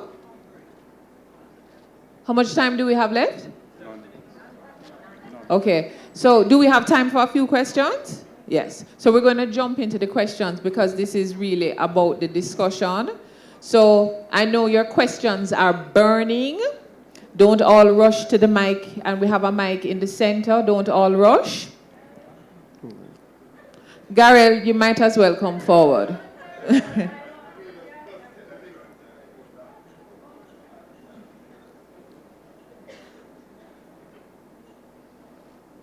So we ask that when you're asking your questions, just please identify yourself, and you can direct the questions to any member of the panel. Well, hello everyone. Hello. Interesting conversation so far. Very encouraging. The banks are saying about the beating up. This is your session for us to beat you up. Understand that. It's a part of the thing. We have been beaten up for years. Right? So, you know, it goes both ways. Anyway, you know, a lady just said to me, it's about survivor. But moving forward, you know, I noticed that a lot of the concern for the banks is about their depositors' money. And I think what the banks need to look at is what about their money? What about their $9 billion per quarter profits. What about that money? How about a little breaking us off a little bit of that? Take a little more risk on your money, right? Because it seems that as if the bank, their main thing is really, and it's their job to invest their depositors' money. But then they're making money, right? And if you're an entrepreneur and you have made profits, right? Part of the profits that you make is to reinvest in your business. The banks are making profits, and part of their responsibility is to use some of their money to reinvest in their business, right? And that's where we come in. And that's all I have to say. We'll make a lot of some of the things easier. The lady from the IDB said it best, angel investing. You see, nobody says that. We talk about banking and traditional methods, and we have to break out of that in Jamaica. We have to, right? Somebody have to take a risk. You want the entrepreneurs to take a risk. The bank doesn't want to take a risk. Really? Can't work. All right? Good. Chorvelle, any response? His suggestion is noted. Is noted. Chorvelle's back is broad. Thanks for that. Good morning, everyone. Good morning. The video was encouraging. As a matter of fact, I was excited when that video came out. The program, not so good. I don't want you, this is a partnership. Therefore, on your panels should be MSMEs. I don't want to hear from the banks much anymore because I've heard from them for the last 14 years, okay? They're pretty. They have the heads of the banks are beautiful. They go a lot in PR, promos. Behind the PR of a bank with a MSME is zero. It's empty. There's nothing there. I got approval from a financial institution here in Jamaica, October 27th. The disbursement came to me on January 31st. It left me unprepared for Christmas, the biggest season of the year, unprepared for Valentine's Day, my bigger season of the year. It has left me in a very vulnerable position. I emailed the heads of the bank, including the chairman. I've never got a response. The banks, they don't understand SMEs because guess what? The business bankers, they sit in the office in their suit and tie. Do you think that they know what chocolate dreams is? They have no clue. They've never been there. So I heard the bank manager say, I visit every month and once a month. They do not know their customers. That's the first thing. You don't know. You don't know that I have 2 hotels that are waiting on me to supply them with chocolate, and I can't because you don't care. You care about the PR of your bank. And I'm about tired of the talking. Honestly, when I saw this, I was very upset. I'm tired of talking. I'm tired of speaking. I'm tired of Chocolate Dreams being a brand. We are a brand. My brand value far exceeds my small factory of 1,700 square feet. My brand is big because I have taken the risk. What risk are you taking? None. All you do is want to dress up, give us a car, and tell us that MSMEs are the growth people. We are the growth. We are hiring the people. The tax people see me in the Gleaner every day or on the TV. And the tax people hate me. And I'm not joking. I'm brown. I am brown. And they hate me because they think that I'm wealthy and that I'm not paying taxes. I cannot pay taxes because I have 23 staff. Times 4, I make 100 people survive. And therefore, sometimes I have to choose between paying a tax and paying the people to feed their damn children. And I am about tired of it. Thank you very much. Okay? So, next time you invite me to something where you're going to give me that blue bag full of money to go and invest in my business so I can feed the people of my country. Because I had a decision. I could have left here in 1979. And I said, no, I'm staying here. Why am I staying here? My family doesn't want me to stay. They want me to go. And I have put my family at risk for a bank who, I'm telling you, I borrowed 65 million and my collateral is valued at 145 million. Come and look at my books. So please stop beating up on MSMEs and telling us we're not prepared. You are not prepared. Thank you very much for those comments. Yes. I see Keith moving to the mic. And this is what this session is all about. And we have the breakout sessions this afternoon. Exactly. Yeah. So I know. So where we are in the program, right? Because the work that we have to do is exactly what you're speaking about. Michelle, exactly what you're speaking about. What we need to work through. What we need to work through. We are here to create the solutions. We are here to look at the 10 points in the ecosystem, right? The 10 areas that we need to work around. Fast turnaround time, knowing our clients, building the solutions, right? The product set. And I really applaud your passion, because I think you have tapped into the pain that people feel, right? And the fact is that we have to create the solutions together. We have to create the solutions together. The bankers have come to the table, microfinance is at the table, the regulators are at the table, small business associations at the table. This is work. Now, this part of the program is about engaging so that we understand where we're going. But next we have up Nevada Power, who is going to describe how we're going to do the work. This is now sitting down in 10 work streams, working on the solutions. Fast turnaround time, Nevada, what you have them there? Application process. Easy application they're process. all on the program. They're all on the program, right? They're on the program? Yes. So therefore, that's where we're going to work through, and that's where we need the SMEs to sit with us now to design solutions. So the hard work is this afternoon, So when you go eat lunch, come back invigorated to do the hard work with the 10 different work streams led by independent facilitators to ensure that we are hearing you and that you guys are putting forward solutions. We're taking it on board and we're making the adjustments within the regular framework we have, and we can have frank, open discussions. So I thank you for raising it. You know what I mean? Thank you very much. We want to make a difference. This is not talk shop business. Is really making a difference in how we want to go forward. This is supposed to be the game changer, okay? You understand what I'm saying? This is not just a talk shop.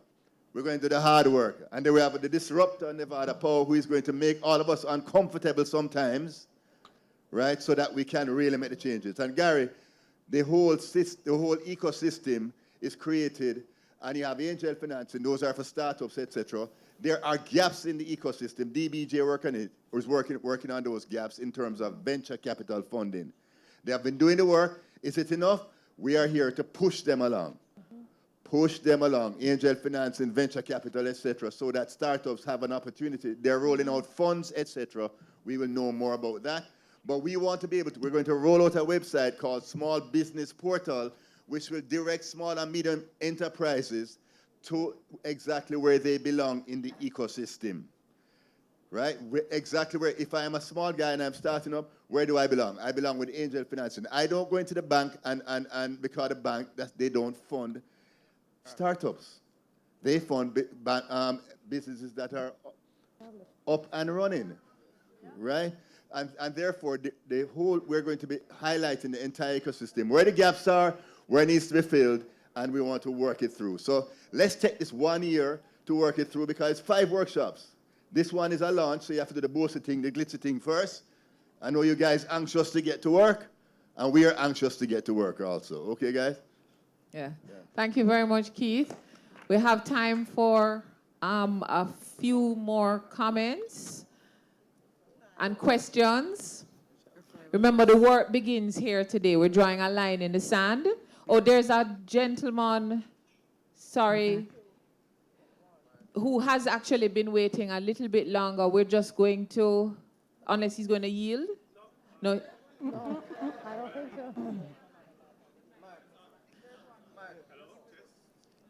so. Come to the, yeah. Okay, One, two. Yeah, it's working. So I'm Mark Gale. I run a small business. Chorvelle, I'm going to apologize in advance, but this is not going to be your morning. I'm a Sagicor Bank customer. The challenge that I had is when I was looking for an account, I asked around, I canvassed some of my friends, and Sagicor came up as the number one recommendation, primarily because of the technology. So I went and I tried to open an account. It took me about 8 weeks. 8 weeks just to open the account, right? This is a normal business. It's actually same. I actually tried to open a checking account, but because we're new, we just registered a company a few months before. We're told we couldn't get a checking account because the way you guys do checking accounts is that they're essentially lines of credit. Because we're a new company, we don't have any credit, so therefore we can't get a checking account. Fine. So we said, all right, fine, we'll go for a savings account. So I got the savings account. Yeah, man. But it's just like the small little things that the loans are one thing, but it's also like a lot of I feel like I'm dying by 1,000 paper cuts every week. So I have a U.S. account, for instance. I can't transfer between my Jamaican account and my U.S. account online. I have to, send an email. I can't get a business Visa debit card with my own cash so that I can spend my own cash anywhere in the world. It was easier for me to go to sit in Jamaica, register a company in the U.S., get a U.S. tax ID, get a U.S. bank account, and get a U.S. Visa business debit account from Jamaica than it was. I still don't have a Visa debit card business account with Sagicor. And I know it's not just Sagicor, so please forgive me. I have called many other banks, and I've heard the same thing, that I cannot get a Visa business debit card. Yeah. I'm not asking for credit. I mean, yes, obviously I do want credit eventually. And to be frank, I am actually one of the better ones because I am very sophisticated. I have a degree in finance. I understand accounts. We are actually a DBJ Ignite grant awardee. So I go to the bank with all these credentials. We have 2 years of financials, even though we were quote unquote informal before we were officially registered. And it still is so difficult. Yeah. So it's not just about the getting loan financing. It's about, okay, so during the whole entire 8 weeks, right, I had to give my liver, my blood type, my kidney, everything. The good thing, though, for you, Mark, one second, because we know that this is an issue. No, man, I know, but just let me finish. Just real quick. So even though all of that, and I know that this is a small thing and it can happen to anybody, but it's symptomatic of the entire problem. I gave all this information, and you guys still spell my name wrong on my online login. Okay. Right. So the good thing for you, though, is we do have the president of Sagicor Bank right here, who is your banker. So, Chorvelle, I know you will be in touch with Mark, spelt right. Yes. To rectify this, because this is now a possibility for a brand new relationship with Mark. I think some of the stuff, you wanted to speak, Dave? I think some of the stuff has to do with the tiered KYC that we spoke about for small businesses, and that is one of the changes that hopefully will occur in short order. Chorvelle, what's the difference between KYC, opening an account in the United States and Jamaica? I do it in 2 days. I don't want to be doing this like this. I don't because think this is a fighting match. Yeah. This is a healing process, and I'm not going to get into that. And I find that everybody wants to quarrel and whatever. We're taking it. We're taking notes of it. I'm taking notes of everything that is being said. These are some of the areas that we have to figure out how it has been. Yeah. I've been in commercial banking, back in commercial banking for a year. There are a lot of changes that are occurring. maybe they're not happening fast enough, right? Maybe there are other things that are happening. Yes, we're hearing the cries of the people, and maybe there are other things surrounding those cries. But we're not going to go back and say it's because of X, Y, and Z. Okay, and the good thing to just point out, if you look at the second page of your program, because a big part of today is the breakout sessions, and our MSMEs are in each of the groups of the breakout sessions, because we're going to be working together to make the changes. So we have another comment. Right. I know you banks may feel like you're being beat upon today, but if it wasn't for rock stars like, say, Nevada Poe or Keith Duncan or, you know, certain men like that who sat down under a tree and said, hey, what's going on? This is not rocket science, people. This has been going on in Jamaica forever. This is not about questioning you and beating you up. This is about having a forum where we intelligently can have a discussion, but you need also to listen to us. We have been doing this. I have never benefited, never. You can Google me, dig me up wherever you want to dig me up. I've never benefited from a bank loan. And I've been a gladiator in the business sector for over probably 30 years. I have one credit card and it's with NCB. I have no help from the bank. The banks have failed us. You need to hear it and register it and understand it. We are not bad people. We're decent people who want to live here. I have a blue passport and a house in Miami. I have choices. I choose to be here. I choose to do business under very disgusting and hard conditions. Like the rest of us, you need to listen because you're in an air-conditioned office and you look at files and you don't realize it's people with blood. Mr. Shaw, Honorable Shaw, he turned it into a political situation. No, I'm not on that today. I did not leave my business to come here to listen more of the same. I just don't do this. I don't go anywhere outside of my house and my business. You know why? Because I can't do much of this crap. Now, if we're going to be really working together, we have to do it now. Not next month, not the month after. We have to have very short-term plans that we in here feel like there's progress. It can't be just lip sync. We got to do it quickly, people. It's not rocket science. My nephew, he's 1 year younger than I am. He doesn't have a tertiary education. We come from the same lineage. And the thing is, he has a plane, he has 30 McDonald's, he has a Bentley, he has a Porsche, he lives in Palm Beach. Everything is legal. You can Google him. He's Ricky Wade. And we came from the same house. We ate the same food. The people in America took a chance on this little Jamaican boy and gave him the support he needed in his business. He's 30 McDonald's he's a franchisee. I have one store in 35 years or more. I am not able to have a chain of Sohos. You know why? Because the bank don't see me or register that in their brains that I'm a decent person who will pay back. I always pay my bills on time. I'm decent, I'm credible. Why? You don't need to go through that process. Yesterday, I took my brother to the Bank of Nova Scotia in Concert Spring, the financial center, to open a bank account because he's selling a property.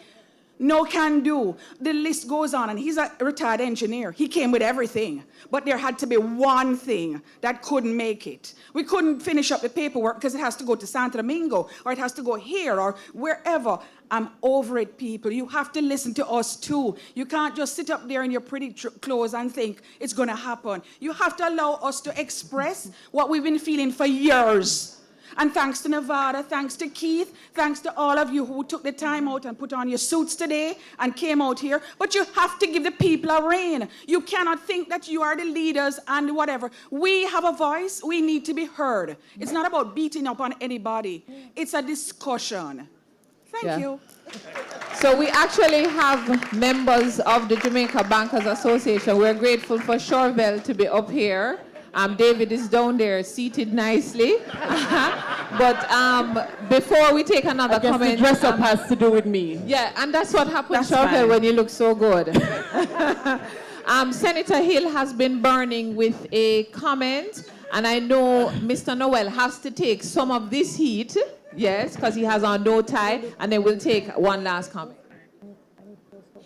Listen to me now. I have listened to these people. And they're absolutely right. But you know somebody who is getting away cheaply in all this? It's the government of Jamaica. The government paid 40–50% or allowed the economy to get to a place where we pay 40–50%. Them dress-up people, they never had to go and talk to ordinary people. They sit down there and buy government paper. When I took over NCB, there were billions of dollars in government paper and very little amount of money in loans to ordinary people. So let us not let the government off. But you know something? No bankers take sleep and mark debt. Come out of the office. And the first thing you have to do is hear Floyd talk about we in government make it easy for you to have an account set up in six, we're sixth best in the world for setting up a new business. Well, you can't set up an account. I know Mark. Mark is absolutely right. I would have recommended him anywhere. It didn't matter if I recommend him because you have too many things on that know your client things. You have to sit down as a group of bankers and change it. It don't make sense. You can't do that anymore. And the government, whether you like Andrew Holness or not, him say, nah, borrow no more money. So bankers, you're going to have to lend your money to ordinary people out here who want to do business like that nice China lady there. Me know. That's so funny. Baby, sit down. Just to make a joke after you. But I'm saying to you, I was listening to Blossom Amelia. What the last name again? Nelson, same one. You know what she said? That it's time that we set up, those of us who can, bankers who can, set up a development bank. A private one. Because I tell you the truth, right now, and I tease me, but I'm gone yet, the development bank act like development bank. They are much more risk-averse than Scotia, and we know that Scotia is the most risk-averse bank in Jamaica. So, ladies and gentlemen, I'm not going to take any more time, but I've been there. And why I'm doing this, Mark is a friend of my son. Alex studied in Boston, as has my daughter. I begged him to go to Wall Street. I could place him anywhere he wants. He said, no, I'm not working for anybody. I'm coming back to Jamaica. Well, in about 3 years, he's here much longer than that now. In about 3 years, Alex earned 3 MBAs from the Custom Department, from the Ministry of Finance, from the Tax Department, from driving on the road with taxi and everybody. And me tell you, say, it's not easy to do business in Jamaica. But you know something, Chorvelle? You and David, you're very young people. You're smart people. Keith, give Keith a big round of applause. Mr. Clap him hard. Keith has been doing an amazing job in pulling this together. David is right there with him. Well, we acknowledge this. See him here? Him in the video too. But apart from that, you guys now sit down and change the KYC. It is nonsense. You don't have to get all that amount of information from people. And when people apply for a credit card, get them quickly and don't give out. You must make sure you give loans to people to run businesses, to make sure they employ people, because that's where the multiplier effect is. When you make all that billions of dollars, it doesn't multiply in the economy. I've taken up your time when you go fix the business. Thank you so much. Thank you very much, Senator Hill. David, I know you studied in Jamaica. Mm-hmm. Yeah, and you're going to take some of the heat now. Just want to say that we hear you. Michelle, we hear you. Everybody has spoken. Mark, we hear what you're saying.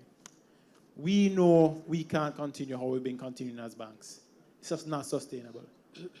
We want to hear all of your stories here, because even though it's not pleasant, for me as a banker to hear how we have failed in this area, if we don't openly listen to what you have to say and don't start making changes, we're going to be having the same conversation in a few years. The reason why we can't afford to lose this opportunity, though, is because the economy is in a place now that we really can make a difference in Jamaica. Government is not boring, as Albin said, and he's right. We were bankers that could sit down. The government had an insatiable appetite to borrow from us. We could lend to the government, one person with very little work, and earn a huge return. That's not the Jamaica we're in now. So it's in our own self-interest to change the way we operate, and we have to hear from you. So it's not about not hearing and not talking. It's easy for us as bankers when we're being criticized to quickly try and point out the reason why we made the mistakes of the past. But that's not what we're here for today. We're here to move forward. So after lunch, in those workshops and work streams, the same comments you're making now, please make it vigorously. And it's not just heads of banks who are here. There are many people who work in credit departments who decide on which loans to grant. They're here, sitting in the audience. There are business bankers who meet with you. They're here, or don't meet with you, or don't come out to your factories. They're here as well. And we really want to hear what challenges you have. So don't be shy about being brutally honest with us, right? Donovan isn't afraid to be brutally honest with me. Nevada is even worse sometimes about how we are lazy, stupid, short-sighted, all those adjectives. Today, we're not taking it personally. Give us the feedback because we have to find a different way to do things. There's a long list of things that we can change. And we know we have to change and we're a part of it. But we're not going to change if we stay defensive and if you bash and say, I don't have any time for this. We have to work together. So after lunch, be open, be transparent. Let's talk about the issues. Let's talk about the frustration. And some of the things that Albin mentioned, we have all spoken about. And I won't talk about NIDS today because that will take me on another path. But there are some things we have to do as a country to really simplify how we operate. And I believe if all of the private sector combined, small and medium-sized businesses, micro businesses, large businesses, bankers, all of these agencies, if we go to the regulators and say, how we do KYC now does not work. If we go collectively to say, how you register a business or how you become formal does not work, we have the might of the entire private sector, not an organization, the entire private sector, to get the changes that we need done. So let's be vocal, let's share. We're not being defensive. We don't like sometimes when people criticize us, but we know that if we look at ourselves and we are honest with ourselves, you're not telling us anything we don't know. And you're not telling us, we know that we have an obligation to change and we are open to that change. So please, don't hold back. Don't be afraid to share. We want to hear from you. Yeah. Thanks. Thank you. Just quickly, we are pretty much out of time, but we're going to take two last comments. I know Craig has been burning, and this lady right here. How much time? I have some masters. Yes, we're going to do some. Rochelle. Sorry, you know what? Rochelle? We need to have the venting because the clearing, and it's not for the banks or anybody to necessarily respond person by person. The thing is, many of these people have never had the chance to be heard, Yeah. right? So let the hearing be part of the healing. Okay, and that's wonderful because Nevada, we're just going to jump straight through your time, so which you are already cutting down. Craig, we're just going to hear from this lady before because she's been waiting. So we're just going to ask you to keep your comments tight so we can hear from as many people. Yeah, and the minister has a comment to make, but let's hear from this lady first, Minister. Would you yield? Oh, the minister has to yield to go. I have to say something to Floyd very quickly, though. It's to you, Darren. Wait 1 second, Craig. Let's just hear from the minister. No, so thank quickly. you to him. It's thank you to him. He actually is one of the biggest people that's helped my business grow. Okay. And I actually want to say this. So Floyd actually was in charge of a program called the WEP program, right? Now, this program, unbeknownst to many people, is actually one of the most fantastic government programs out there. So I want to say, to be honest with you, the government has actually grown my business far more than the private sector bankers. Now, about 17 people that work at Intelligent, and I think 10 people have actually gone through the GWEP program. Now, what the GWEP program does, it gives me 40,000 Jamaican dollars to supplement my newly graduated students that come into my company as a salary for 6 months while I train them. So it lowers my training costs for 6 months, gives them that gestation period for me to build them up so I can actually pay them a decent salary, get into the 100K, get into the 150, whatever that is. And Floyd's application process is super easy, right?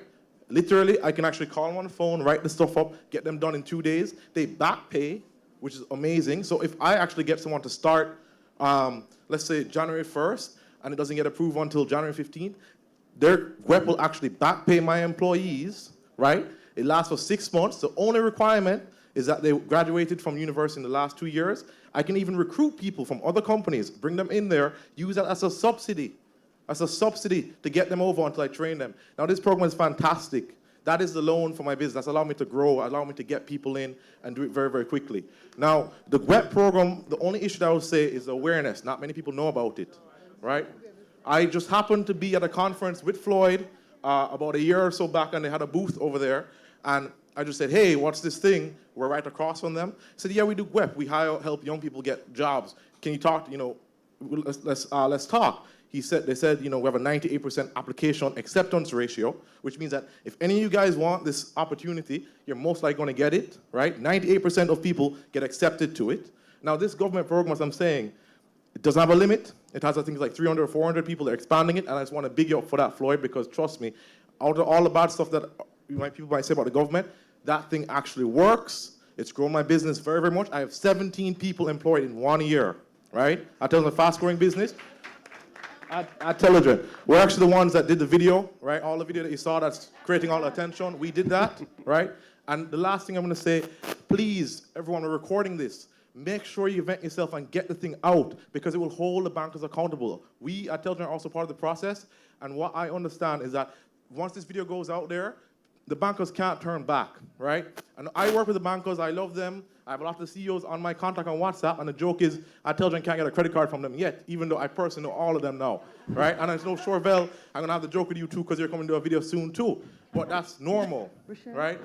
1 second. All right. Well, So that's it. the That's it. minister has to leave, Yes. and you've made a comment. So, Floyd, we're coming to you. Apologies, because it's the worst possible time to leave. But thankfully, Senator Alvin Hill is here, and I'm giving you a new responsibility now.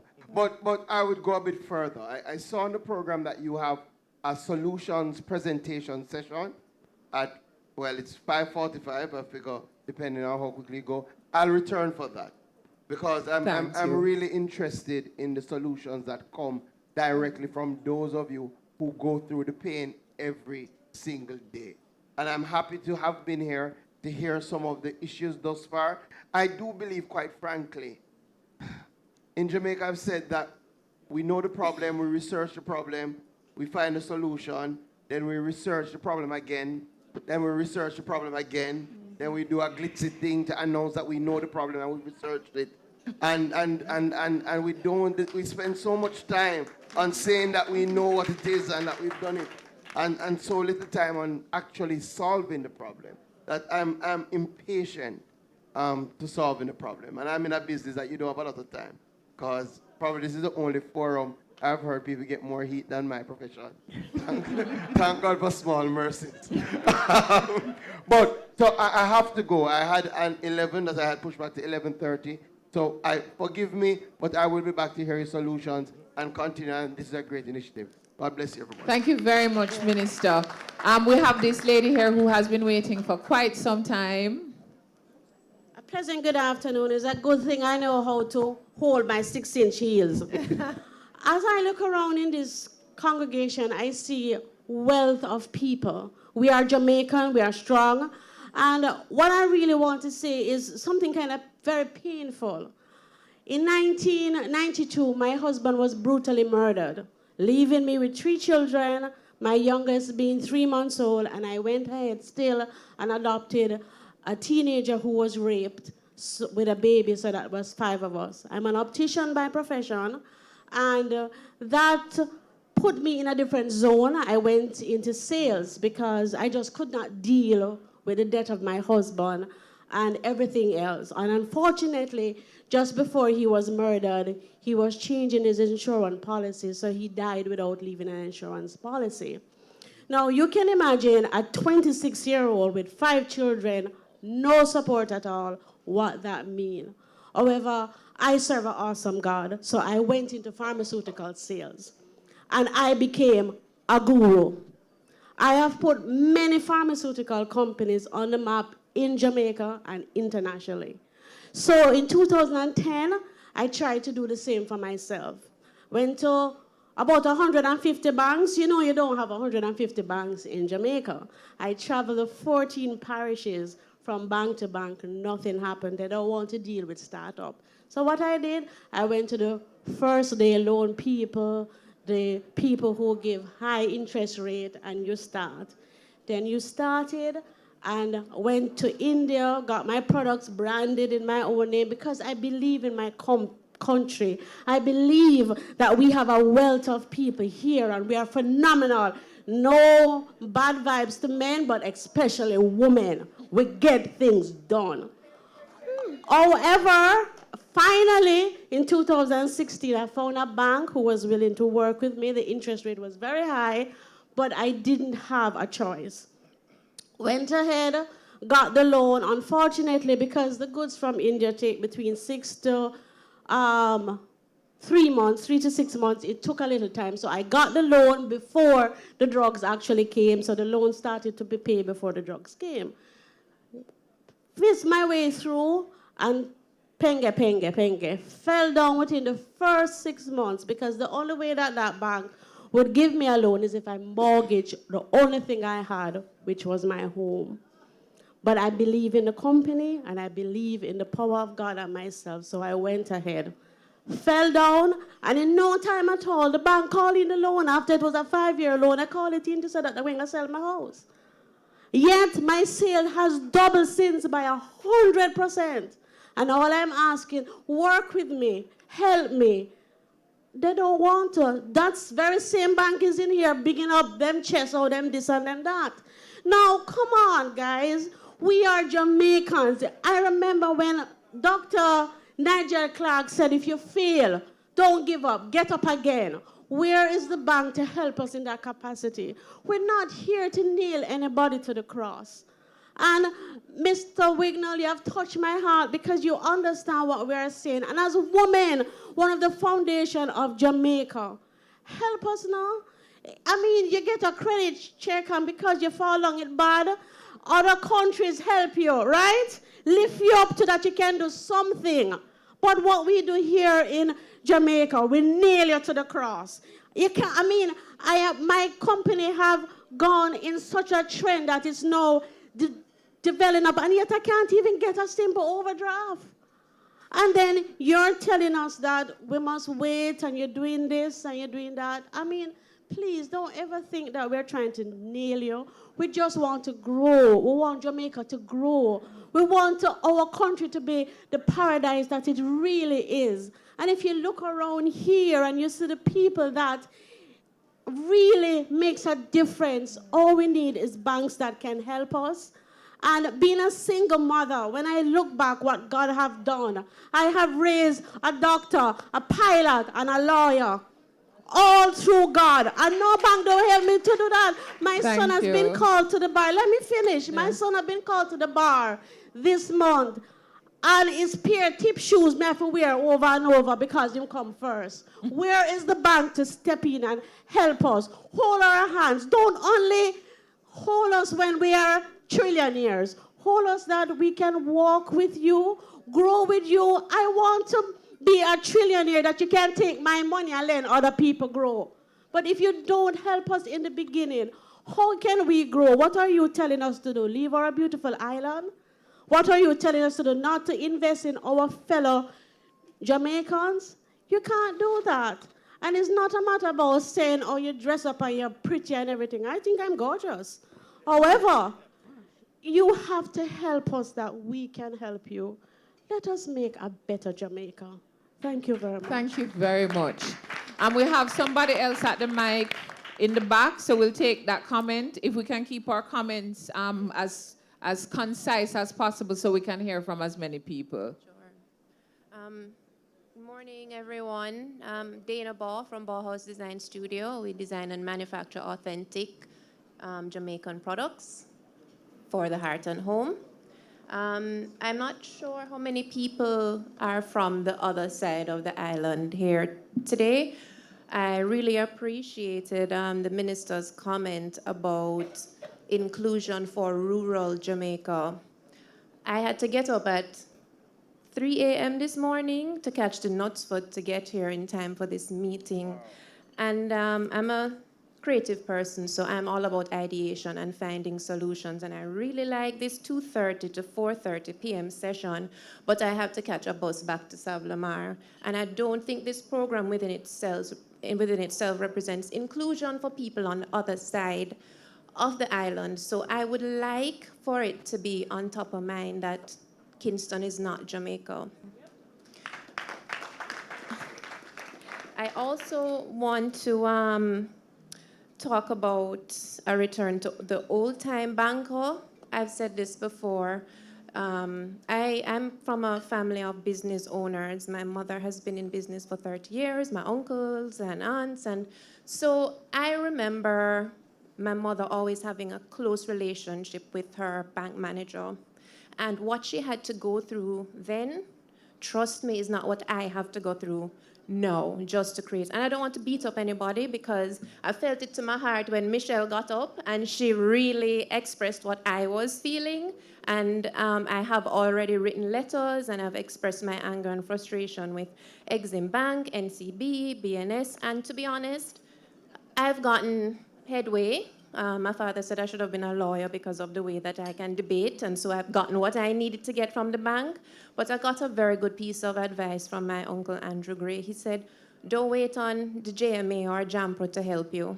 Oftentimes find your own solution. So I've had to do that and juggle and jump around, and I think everybody has had that experience to be able to be in this room today. And I just wanted to point out what the old-time banker used to do. It was more of a relationship where I would see the banker come to my mother's office, or he or she would, there was this level of trust. You can pick up the phone, you could talk to the person, the banker would vouch for you. And so I find that the new business bankers, they don't understand that relationship. It's not that we're coming to beg you for something, it's that you're working with us. And I think the communication within the corporation, the banking institute, should be about that. One of the best things that I got from working with Sandals Resort was a process called like standardization. When as soon as you joined the company, it was hammered into you, customer service, customer service, customer service. And maybe that's an internal thing you need to do to kind of mind warp the business bankers to understand that they need to leave the office, yes, and not just leave the office in Kingston. And I don't want the what left people in South that don't know what's going on. I would like the people to come to Savlamar and to the other side of the island. So I would like more of that relationship building. Like for real, not just tell me, but for real. Thank you. Thank you. Andrea Grant, Framework Projects, Project Management Training and Coaching. No, there are several things to talk about, but I think one of the main things for me, we talk about globalization and we talk about the fact that technology is the way of the future and the present. But it is almost impossible to set up an e-commerce website in Jamaica through the banks. In fact, it's the way of doing business now. I mean, everybody wants to be able to pay online. And so if we talk about the growth of GDP and trying to see how we can build this nation, I think one of the things that we can do is actually try to figure out how can we facilitate e-commerce for the businesses, small businesses, and large-scale businesses as well. In fact, we give these credit cards, and actually, in essence, what we're doing is we're facilitating business overseas. In fact, look at it here. The greatest business now that's been growing is the courier services, because all of our funds are being divested to Amazon and all the large players. We're on a competitive landscape. The competition is not locally. Our competition is really on a larger scale. And if we don't facilitate that, chances are, no matter how much loans we will give, I can tell you, it might be that the GDP will not move. We will not see the growth. One of the, so the takeaway is we need to focus on e-commerce. Thank you. Very powerful point. We have a lady. You can come to the mic, sir. You can, yeah, please go ahead. Okay, I'm Vinette Notice, First Global Bank. So I'm standing with you, Chorvelle and other bankers, and we're noting the feedback from the SMEs. My questions, well, I'm sorry the minister left, but the other government officials probably can assist. As we talk about space and allowing our SME to scale up and use space that, moving from their veranda and from their small spaces, what are the opportunities for some of the buildings that are not used? I grew up knowing the Jamaican building downtown. And when I pass downtown and look at that building, my heart is like, oh my God, what a waste. I mean, in those days, they never had that many cars, so parking wasn't such a huge issue. Everybody now drive. But there are still the opportunities to rationalize some of these buildings across Jamaica, not just Kingston, to create space for our SMEs to operate within. And there can be partnership with the banks and definitely with DBG to renovate and create spaces for our SMEs. That's one. To BOJ, the sound practice paper that came out in January, are there plans for meetings with the banks to operationalize that document? Because, yes, there was discussion leading up to the final paper. There was a draft before, but when the document came out in January, there were some significant changes. And don't want to lose the SME audience, but the IFRS 9, the provision in the estimated credit losses, are we going to meet to talk about this? Because we have until January 1, 2020 to implement. And there are some new concepts in there, talks about forbearance, which will definitely benefit our SME audience that are challenged with repayment. When are we going to have that discussion as bankers so we can come out with something effective for the team? Thank you very much. Melanie, could you respond quickly to that? Thank you so much for that question. I'm grateful. And if I may also respond to comments made by Senator Hill on KYC. So in response to your questions on the standard, yes, there will be ongoing dialogue. There's a one-year transition period. In fact, Bank of Jamaica has a regular meeting with the Jamaica Bankers Association. They call it the Bankers Committee meeting. And that's just one forum for consultation, and I'm sure there will be others.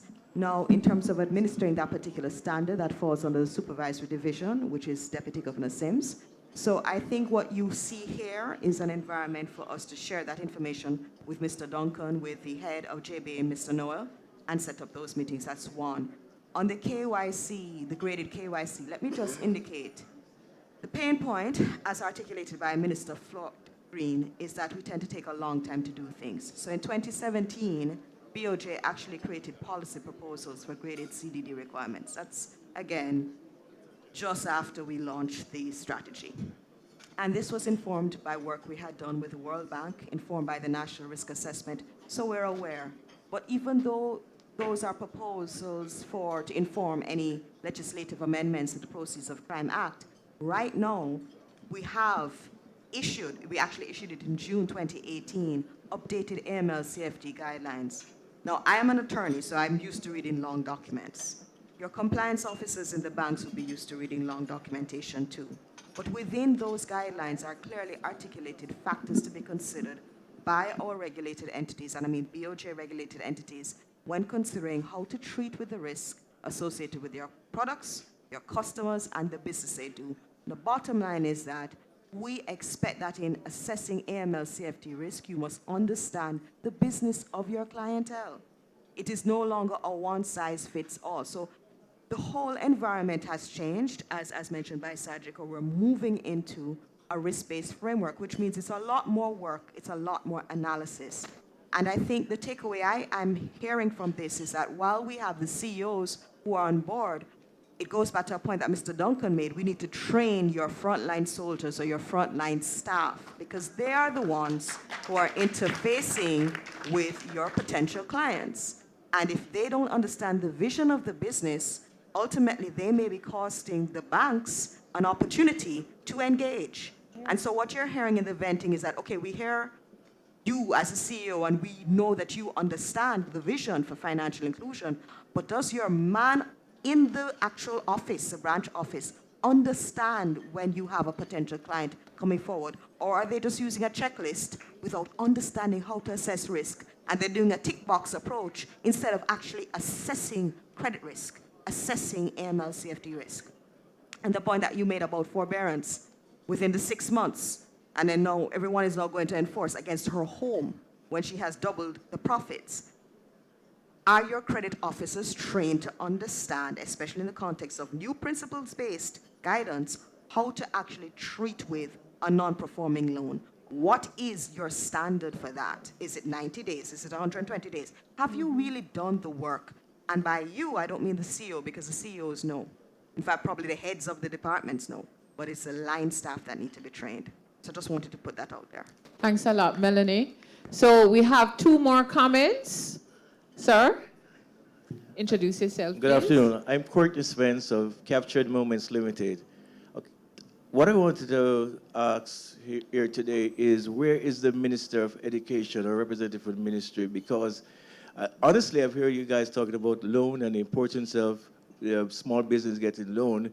But today, right, the biggest problem I believe that small business encounter is the morals and value that emanates from the society when you employ people. And that is a bigger hindrance than any loan, because one can grow, right, if you would have the right team with you in order to grow. Because all the money that you would be pouring out on the SME would be just like pouring powder on a blackbird. It would go nowhere. Okay, I don't know if today's PSOJ forum came about because of the fact that for many of you, you might think that you're constrained because you're here in Jamaica to own the banks in Jamaica to lend you money. Today, if you send a good bank statement to American Express, they'll forward your credit card. Recently, I wanted to tender a bid to government, and it needed a bid security, which I ran all over to all the financial institutions to get that bid security put in place. I was shocked that a lot of the bank managers that I spoke to didn't understand what a bid security was. It was until I made a call to Wayne Chen, who then pointed me to NCB, and even the NCB didn't even have an idea of what they was talking about. But I give you an example of the difference between banks. You call Citibank, Citibank returns your call. You call NCB, nobody returns your call, okay? This is Visa, our bank, and no. When I went to one institution and I said to them that I needed this bid security, would you be able to assist me? They laughed at me and said, your markup is too small. Add another $3 million to it, and then we can talk. I went to Credit Suisse, which I do not have any relationship, and the bid security was done. Okay? And all Citibank and NCB did was to be able to underwrite that letter of guarantee. So as I'm saying to you, you can look outside the box now as Jamaican. I listened to you as you talk about that lady and as she fought for getting her equipment financed. You have an insurance company, many insurance companies. And ironically, there's one, BCIC, who does a policy only for 2 clients, Courts and Singer, right? Which enforce the Hire Purchase Act and guarantees it, right? If you're to, as a PSOJ representative, sit with BCIC and say to them, bring this across to other importers and distributors. They too, because every single manufacturer outside there, we're willing to have their plants in small factories in Jamaica and willing to work with us, right, if we had a proper structure. I listened to someone talk about the period of the 70s and the 80s. When I was young and I went to Eldersley, you saw farmers working together, right? You saw people building houses they built together. And this was because of one topic in school, civics. In the 80s, it was taken out, okay? So today, we are getting what we're getting because of that, okay? No, I took the same person talk about the growth. The Credit Reporting Act that was promulgated in this country, they did not use none of the credit reporting company within our sphere, that's the United States. They went all the way across, right, to Europe to get a company to manage our credit reporting. So therefore, where we could use our credit reports here, right, in the US, right, and be able to gain credit, we can't. because we are shut out. When the same act was promulgated, it was exclusive. It was not until the last government who changed it to allow SME to be on part of that. Okay? And today, if you listen to a lot of the small people cry, the reason for crime is because of lack of respect. That simple act could turn around this country and it is just pushed aside. Thank you. Okay. Thanks very much. Thank you very much. So we have one last comment, and then we'll invite Nevada, the lead facilitator, to set the stage for the rest of the day. Thank you very much. I have made my notes so I can be succinct. I'm Michelle Nito, owner and operator of Nita's Nest for the past 10 years. My uncle says he's proud of me because I'm the first in the family to go into business. No business training, but I was at Life at Jamaica for 19 years in sales and then marketing, and then in banking with JMMB. And before that, I served on credit union committee. And so I think I've honed quite a bit of business skills, and that has helped me so far. No, I don't want to speak about my own experience in not getting a merchant credit card yet, not getting the loan I've been trying to get for several years, but finding other solutions, because I think later on we can deal with that. However, I want to speak to the clients that I had while I was at Life at Jamaica in sales. About 50% or more of my clients were business clients, and I learned a lot at their feet. Okay? And I have gone through situations where I'm saying this because someone spoke about openness earlier. And if you really want business people to be open, you need to take account of what I know has happened. First of all, I know someone one of my clients who wanted 50,000 Jamaican dollars back in the early 80s, and the bank delayed the disbursement, and the business had to be sold. And I'm going to tell you not who bought it, but a large corporation bought it, and through that same bank. Okay, you're talking about sharing information with a bank, and then the bank has their friends and buy out the business. I'm going to speak about another client who he had insurance with me, and he applied for the loan. The loan was approved, and the disbursement did not take place. The man ended up in hospital. I looked for him at Medical Associates, and he eventually died after years of illnesses. And his situation was that the bank would not disperse the loan because somebody's wife in the bank wanted to be the one to sell the insurance, and I did not even know the man refused to buy it from that person because he already had it. And this is what has happened in the banks, okay? And I have known of other situations where people want I've had $1 million insurance policy canceled because in order for them to be for the loan to be dispersed, they had to buy the insurance from somebody else. Now we have to cut that out. Okay, and I'm just speaking to the lives and health of business people that have been damaged because of how the banks have operated. And I'd like to dedicate this time for growth and unlocking the power of the SMEs to people like Daphne Graham, of blessed memory, who has been on PSOJ, NDF, and Small Business Association, and helped to build all of those institutions. And I really hope that something will come of all of this in their memory. Thank you. Thank you very much, Michelle. I think we have, so that was our last comment. Thank you very much to this panel.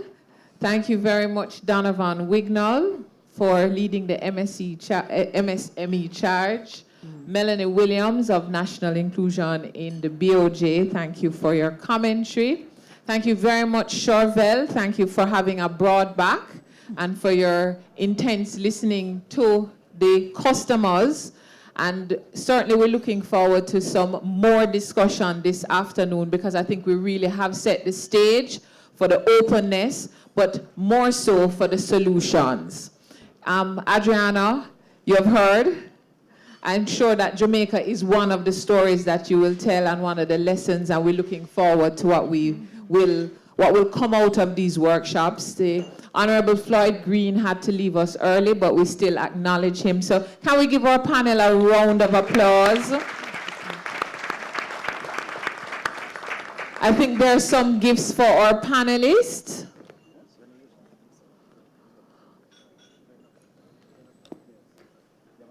We want to acknowledge the presence of Mr. Peter Bunting, a former banker himself.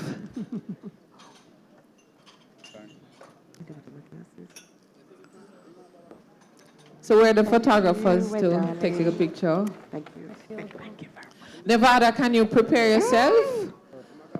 Next on our program, we will have Nevada Poe, who is the lead facilitator for these workshops, and he will be setting the stage for what to expect in the going forward for these workshops and what to expect this afternoon. Nevada?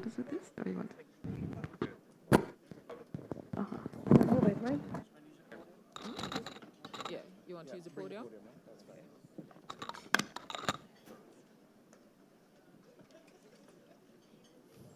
Thanks to the panel. Thanks very much, Rochelle.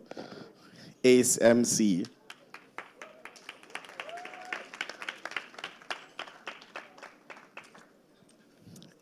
It's really amazing to see all of those faces out here. And while some of that discussion probably took a little longer than we had anticipated, it's very critical that the messages get heard. I've always been a fan of what they did in South Africa, that Truth and Reconciliation Commission. And it's unfortunate that some of our government officials had to leave, because that is the thing, very much that Jamaicans want to be heard. And we are articulate, we understand the issues, we just need to be put in the appropriate setting. But I also want to say, here's the thing, and I want to thank my brother Keith for this. Everybody is here. Everybody that needs to be here to break the back on this thing is here to stay. So it will not be a situation, like in previous times, where it's a bag of talk. At the end of this day, and then over the next few months, when we keep the pressure high, we will continue to try to break the back. But it's important that we create the mechanisms for all of the business to be heard. But also for the banks, the financial institutions, and the trainers to be heard. Presentation, I'll go very quickly, and then we'll go to lunch. The paralysis of the SME ecosystem, right? And how we're going to break it, and how we're going to challenge ourselves and everybody in this room to break this. The dynamic evolution of the US economy. This is interesting. 1969, the 6 biggest companies, IBM, AT&T, Eastman, Kodak, General Motors, Standard Oil. By 1999, it was Microsoft, General Electric, Cisco, Exxon, Walmart, and Intel. In 2019, Amazon, Microsoft, Google, Apple, Berkshire Hathaway, Facebook. Anybody notice anything? What? Internet one, but what is? Change. This is an economy in dynamic evolution. By the way, every 10 years, I just happen to do it because I'm summarizing, every 10 years that list changes. Every 10 years, that list changes. That means there are small companies becoming medium companies, becoming large companies, replacing other large companies. From the day me born in Jamaica is the same list. Right? We never have a Carl in the name, right? So many of the same companies' names on the top for decades. And then you have a limited life choice. You graduate from school. You can either join one of the big companies or the government, which is another big company, or you start your own small company and stay small. Or you hustle a few different things, hoping that something hits, and rarely does it ever. What you can't do easily is start a business that's small and then grow. JMMB is an aberration. CariMed is an aberration. That's not the normal course. So whatever those companies did, they were fighting against the wind. We want to change it so that more people in Jamaica get an opportunity to build a legacy. to leave something, right? This is the paralysis of the Jamaican SME ecosystem that we have to change. How are we going to cross the chasm? There are three things that are critical. There's the access to finance, which, as everybody has said, is a two-sided issue. What are our financial institutions offering? What are our financial institutions doing? But also, what are SMEs doing to make themselves bankable, such that there is ongoing interest from the financial institutions for financing them? The second issue is access to business training. Understand that despite many, many courses offered, we don't often take the time to learn the necessary skills. A few months ago, I sat down with somebody who runs a very large business, and in the quiet of one evening when we were having drinks, he said to me, "Nevada, explain a balance sheet to me." Plenty of our businesses are buck up. We don't necessarily understand finance. So we also have to call ourselves to account and be okay that we don't understand. I appreciate the question because I understand.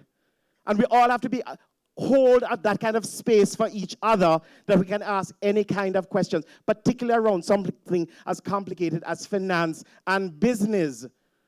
When he asked me that question, explain the balance sheet to me, of course it occurred to me, where would he have learned it?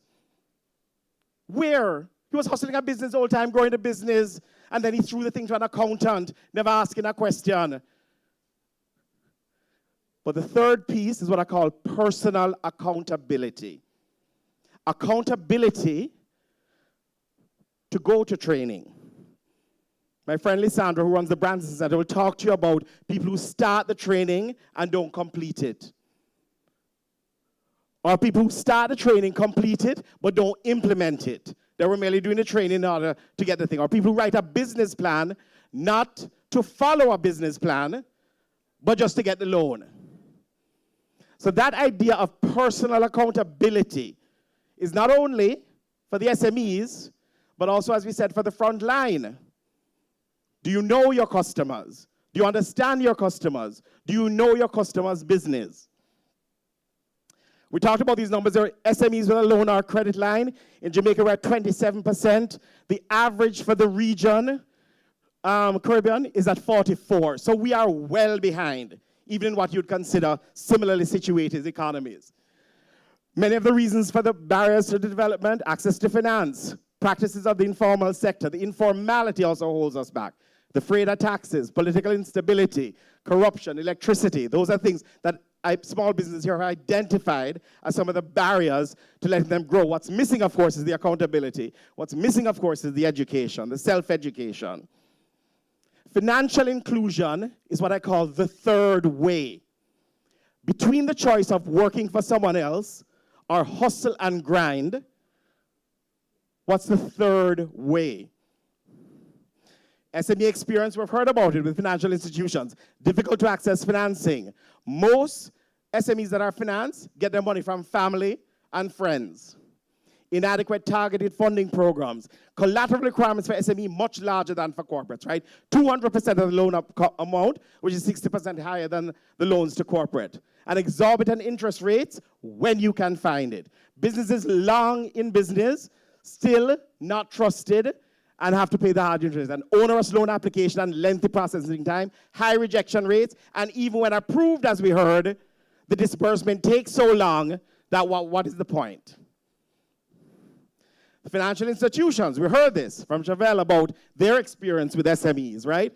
The informality and the data inconsistency is frustrating, right? Yes, we understand that you had to, school fees come up in September, you had to pull someone out of the business to pay, but you should have told them. You should have told them. You need to let them understand the context. Level up, as Chorvelle said, right? Manual and paper-intensive processing systems further worsen the cost to serve. And that's why sometimes your banker don't return your call, because you are a complicated file. When Grace Kennedy come in, it's an easy file. If I have 10 years of audited financials, you look quickly, you can turn around the money fast. You are bringing your receipts. The receipts don't match what you have in the books because you have put some money under the mattress and you had to send somebody abroad to the school at school, it's hard to rectify and reconcile all of that, right? The low financial skill set we talked about, high loan delinquency rates. When you owe the bank money and I'm trying to call you and I can't find you and you're not answering call, we know about the dodge, right? Everybody know the dodge? Look on the phone, dodge. And therefore, the financial institutions rightly have also become risk averse and refuse even to lend to some categories. Transforming the ecosystem requires disparate parties to align. Financial institutions, SMEs, regulatory bodies, business services and training. But the good news is that everybody is here. And it may be the first time that everybody is here. And therefore, we're going to have to use this time to create the opportunity to build so that 1 year from now, we look back and we have created a set of solutions around the problems that we have already heard. Moving to solutions, no more bag of talk.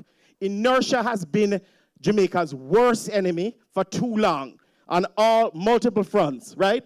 What has happened to date? When we first came out of this project, we realized actually extensive research had already been done. Lots of workshops on this topic had already occurred. We didn't want to reinvent the wheel, and we certainly didn't want to do any more studies. The drop-off appears to be in the implementation, where it has to be with specific granular recommendations, accountability and responsibility. One of the reasons Keith Duncan hired Intelligent is to keep the conversation in the public, keep the small business being able to talk to the regulators and stuff in a very public way and demand action, right? Things getting stalled in committees of too many cooks in the hopes that it is forgotten where we're going. We have to keep a light on this topic until the ecosystem shifts. Here is what we found. Keith alluded to this earlier. Creating a healthy ecosystem. There were 10 things that actually have to change. The first is the overall regulatory environment and making that more conducive to SMEs. You heard Melanie from Bank of Jamaica talk before about this notion of the tiered KYC. The reason it takes so long to open an account is partly because we have signed on to international treaties that say you gotta watch for terrorists, you gotta watch for money laundering. Now you're sitting at the front line, you know this 30-year-old, 40-year-old coming in, you know them father from long time. The chance of them being a terrorist is like 0. And therefore, but you have signed on to a treaty that now has to treat them like a terrorist. So that bag of form that you're filling out is because we have signed international agreements in part. Also, the arcane language of the Bank of Jamaica means that even when they make the change in the law, for it to be implemented, it takes 2, 3, 4 years because nobody can read what them say. Can we create a bridge between our regulators and our operators to make that process easier so that when the law becomes impacted, we can have fast implementation? The second issue that we found, which is a pain point, is what I call a robust number of relevant products and programs. So there are products out there, but they're often not fit for purpose. Michelle Colton talked earlier. She has a fabulous store, and most of her sales is what you call seasonal, right? It happens mostly at Christmas time. She buys stuff from abroad. Now, what happens in a seasonal business, it means you have to acquire the items before you sell them. In order for items to arrive in Jamaica by Christmas time, you have to pay for it in August. Now, you can go to a bank, but what is the bank going to ask you to do? When is the first payment due on that loan? Thank you, right? Long before you have had a sale, the bank is coming to collect their money, almost as if they did not understand what you borrowed the money for. So the idea of creating a loan that you get in September, but the first balloon payment, it can be a balloon payment, happens in January. That is a loan, what you call fit for purpose. Not just give me the loan that's in the bank and I take it, and of course I have to hide from you because I don't sell the goods yet. I have a dodge. 3, the credit adjudication and risk assessment frameworks and processes. Anybody know what credit adjudication is? Keith used it, a whole lot of people use it today, but I'm curious and see nobody asked. Who know what credit adjudication? Just a show of hands, show who know what credit adjudication is. All right, see? Very few of us. Very few. And one of them is Craig Mayer, who run credit at Scotia. So not even a legitimate account. You see, this is the issue. Much of the language is arcane. I'll tell you what credit adjudication is, and some of you are going to be sitting on our credit adjudication panel. What you're going to do when you go to the bank to request a loan, they look at a number of factors associated with you. So it could be, what industry are you in, right? Restaurant would be a more high-risk industry than some forms of manufacturing, right? Older could be less risky, but not too old. Older, less risky than too young. What kind of payments you have made before, your relationship with the bank, depending on what that has been, puts you positively or negatively affected. But here is what, and out of that, they give you what's called a credit adjudication score. And based on that, they decide to lend or not to lend. So here's the thing also, what we want to do as part of this process. We also want to educate the public. So I want you guys now to write this question down. When you next apply for any kind of financial support or loan, ask at the bank, what on my application is negatively affecting me in your credit adjudication process? Ask it. Because you can begin to have a conversation that says, well, what can I do to mitigate that? So learn this concept of credit adjudication. All your bankers know it. You must know it too. And ask that question. One of the things we're going to do today in the solutions is to figure out, well, what are the ways in which we can make the credit adjudication process more open. The difficulty, by the way, of many of you trying to get credit cards and can't, is because the credit adjudication process is closing you down. Not instability, but the fluctuation in a business, very different than the stability of your employees, is what makes the business owner less attractive than somebody working for you, which of course is ridiculous. Because if you're out of business, those people working for you don't have jobs. And yet it is much easier for them to get a loan than you as the owner. But these are some of the weird things and the arcane things in our system that we're going to have to try and fix. David has alluded to this, the more open capital provider mindset. This is partly why the banks are here. Less risk aversion to the category. Let's meet each other. Let's keep meeting each other and assure ourselves that we're hearing on both sides. The awareness, the full awareness on products and programs that are available. The truth is, and I think the intelligent people mentioned it before, there's this GWEP program. Not a lot of people apply. And the issue is being more aware of actually what's out there, what you can take advantage of, is also critical. That's one of the deliverables out of this work, is that we're going to create a website, a one-stop shop where you can go and find the programs and find the types of loans that would be good for you. And social media, of course, absolutely critical that we keep that up.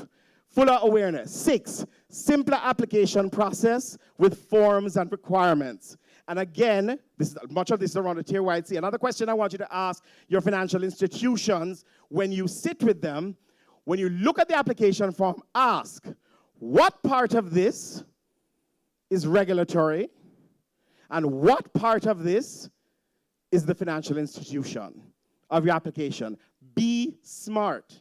By the way, one of the things that I've discovered while doing this project, the financial institutions do not uniformly understand what the Bank of Jamaican requirements are. And people are often swearing, yes, they just say BOJ requirement, when in fact, when you ask the BOJ, they'll tell you not to go so. So we also want to, as part of this project, make much of the Bank of Jamaica notes and regulations transparent so that the public, when you go in, you can know, no, this not make no sense. You telling me this is regulatory when in fact it is not. The simpler application process and forms. Faster turnaround time from application to disbursement. We heard this story, right? The loan has been approved, but by the time you got the money, the reason for which the money was approved is no longer relevant.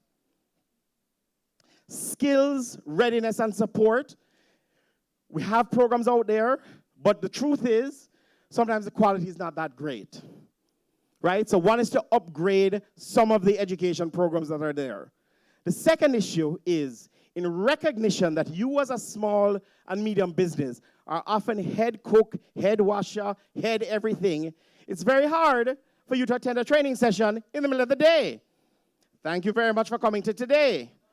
How about training sessions at 7? How about training sessions on Sunday? How about training sessions online? That are, even if you miss it, you are recording, you can watch it at your own. So rethink the way we do training. The second issue is the naming of the training sessions. Lisandra and I have spoken about this a lot, right? Sometimes it sounds like, boy, that sounds like it's too high for me. Learning about cash flow sounds intimidating. But if I said to you, for example, if you've been running a business for years with a lot of revenue and not making any profit, you might actually come to that, because many of you would recognize that. Are you having problems getting your employees to get stuff done when they said they would? You might actually come to something like that. But if more abstractly, how to manage people, you might not attend. So there's an issue about when the courses are offered, how the courses are named, and how the course is delivered. We always have to be cognizant that we have to be culturally aware of the environment that we live in. We must start with who Jamaicans are, not who we wish them to be. We cannot pull off-the-shelf training from America and deliver it to Jamaicans. It doesn't work. We don't have that economy. We don't have that initial training, right? Even in financial literacy, one of the things about financial literacy is that we don't have math skills. We don't understand math, so we started at some base levels of under-delivery, and therefore every training has to be articulated in such a way that it can be understood. Increase in formally registered SMEs. We have to show SMEs what is the benefit of being formalized. We have never articulated that. So the only thing that in people's minds is you formalize and taxman coming after you. You formalize and people will know your business. Can anybody articulate the reasons for being formalized?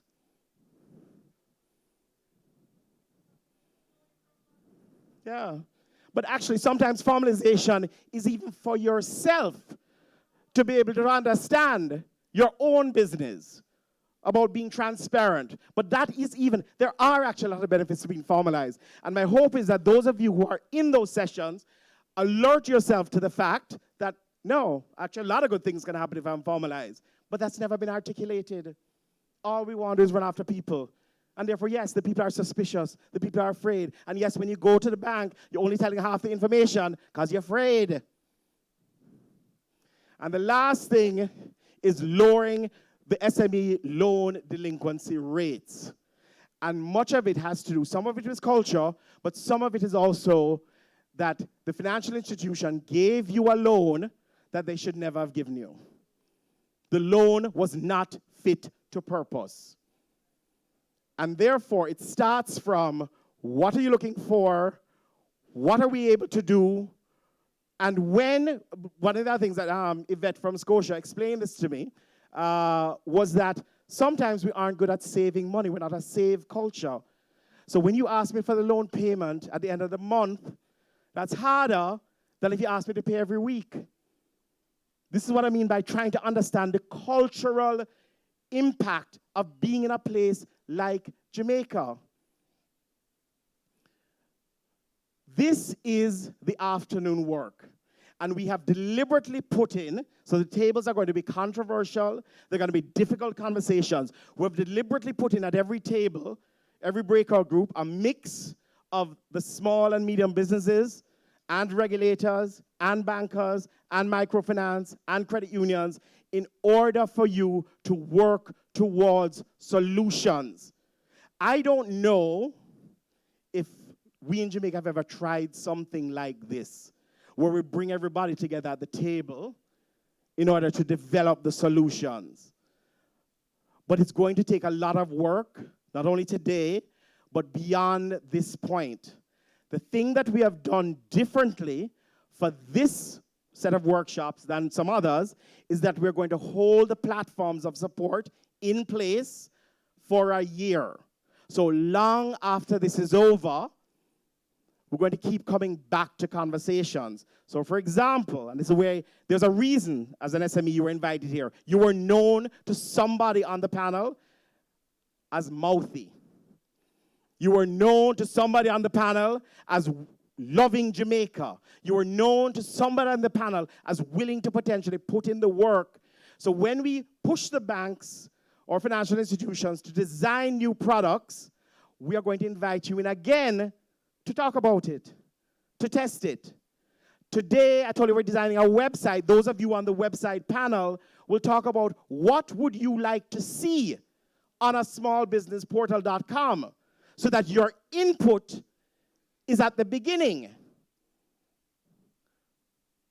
The solutions. That is the critical word today. We have had some of the venting, and I'm sure there'll be more, but what I want us all to focus on now is that we are all here. Don't lose this opportunity to complain about what has gone before.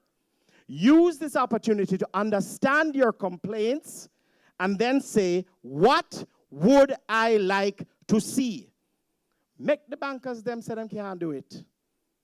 Make the tension, it's okay to live with the tension, and we find that right equilibrium. Consider this the beginning of a process. And if 6 months from now, a year from now, we are not seeing any change, then we have failed. Exactly. 6 months. Sure. Yes. Very good. Yes. Sorry, the question back there. Yes.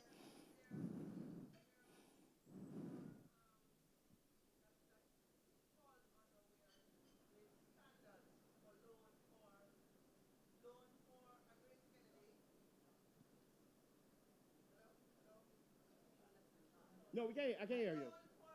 Yes, yes. Yes. Yes, that is about the credit adjudication process. And one of the things that we is also part of this process, when you design a credit adjudication process and design products, we don't do a lot of what we call risk-based pricing. There are things that SMEs can access, but for the risk, the bank may charge you a slightly higher rate. So all of that is part of the process that we will work through today, and what makes for that difference. So use this day also to educate yourself and become smarter about finance and about the financial services industry. Yes.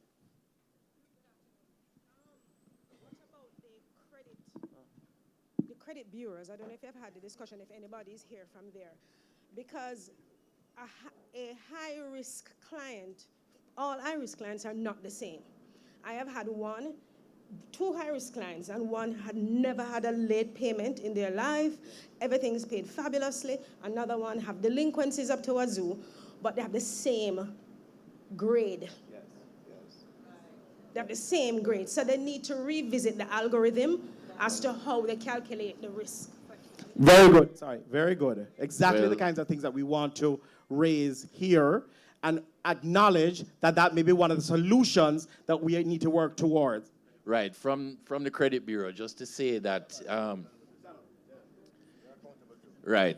My name is Craig Stephen. I'm the CEO of Crediting for Jamaica Limited, our first licensed credit bureau. It would be very difficult for two people with those different histories to have the exact same score. It's something that we would have to look into.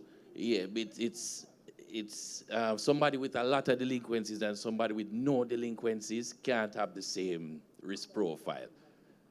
So we'd have to look at that information to see if it's something where it's a misinterpretation of what is being seen. But I can tell you our models are objective, and that is virtually impossible by the way how it is currently constructed. But not to say that there aren't inaccuracies within the information that is used to feed the model. So it's usually not an issue with the model. It's usually an issue with how the data feeds into that model, which is because of the partnership with us and our financial institutions. Data is not 100% perfect, and it's a continuous ongoing process to fix and correct the source data so that the models can push out more and more accurate assessments. By the way, one of the things that we discovered also in this process is that not all financial institutions provide the data, and therefore much of the information, as you're saying, is incomplete. So one of the things out of this, we also have to make sure that more of the financial institutions actually don't just pull the data, but also provide the data on a monthly basis or whatever, so that the credit thing is up to date. Good morning. My name is Richard Coe. I'm one of the board members for the JMEA. And in listening to what I've heard this morning, what is apparent to me is that there's a disconnect.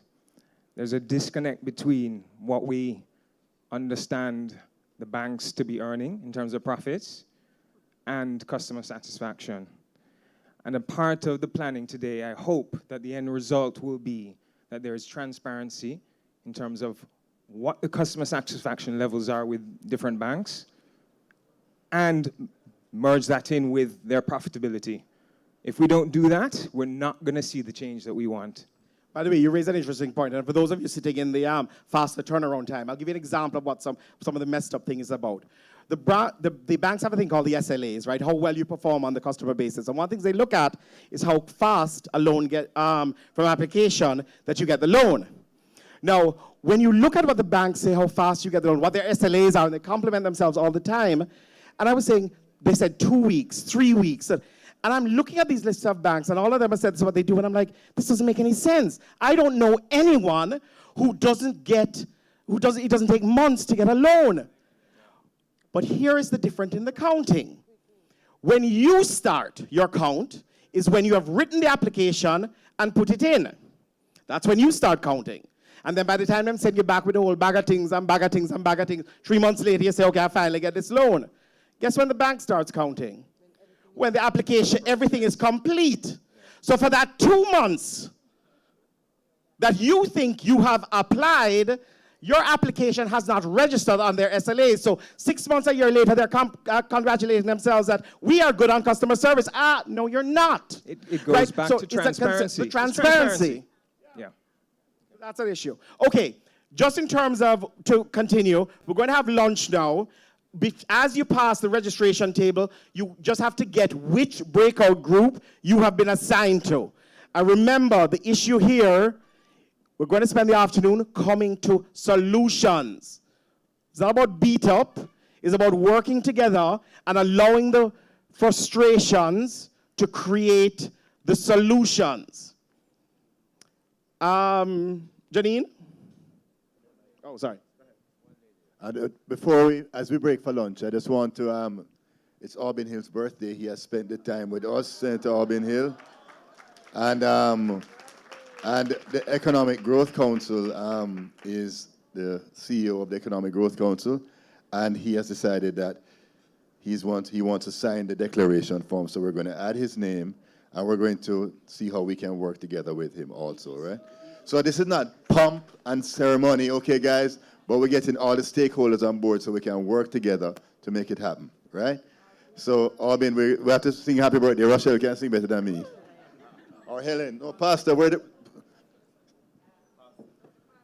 Reverend Jackson. Happy birthday to you. Happy birthday to you. Happy birthday, dear Urban. Happy birthday to you.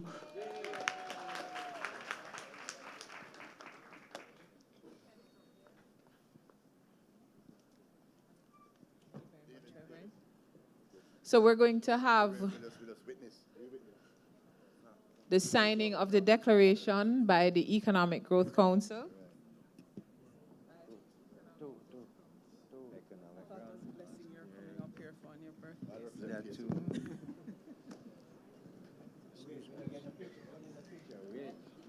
The photographers? I learned from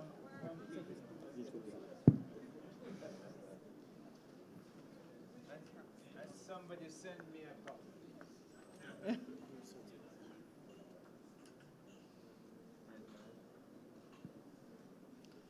So that's a round of applause to the Economic Growth Council for jumping on board.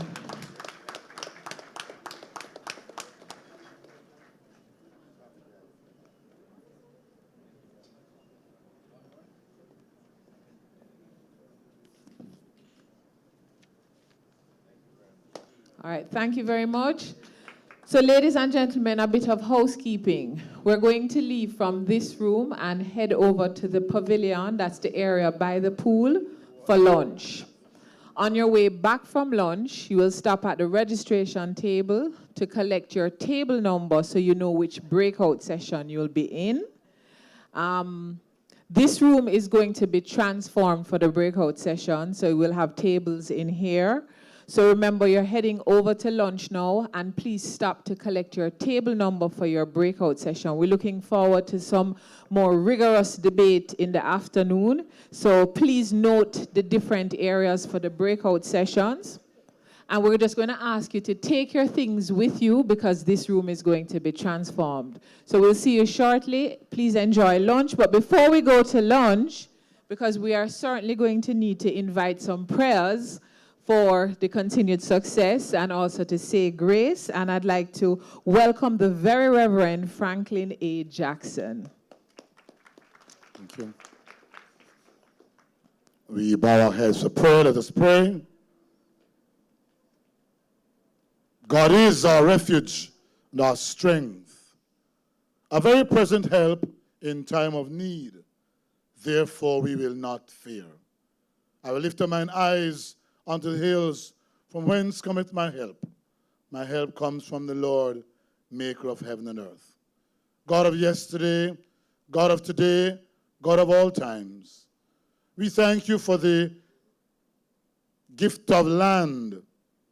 You have given this land to us, this land where men and women of every clime and time have worked and sojourned to make Jamaica a good place.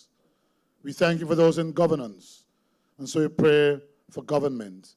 We thank you for the mercantile community, those who have given of themselves to be the engine of growth and forward movement in this land. And herein, we lift up before you the private sector organization of Jamaica, all her stakeholders, and pray that you may continue to give wisdom, knowledge, and understanding as they invite stakeholders within the economic family to come together to talk around this table.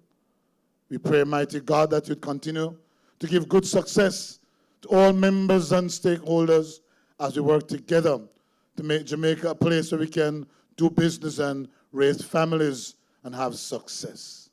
And so we pray for this gathering and pray for those who shall continue to give of their knowledge and their wisdom and their understanding in the forward move for nation building. Bless Jamaica, land and people we love. And so as we continue in fellowship, we shall share a meal, strengthen our bodies unto your service, and make us in this land continue to give ourselves to work tirelessly, to work together, to work in love and harmony, knowing that at the end of the day, it is Jamaica, land and people we love. Hear our prayer, mighty God. Bless, preserve, and fortify. For we ask all this in the mighty name, the matchless name, the precious name of Jesus Christ, our Lord and our Savior. Amen. God bless.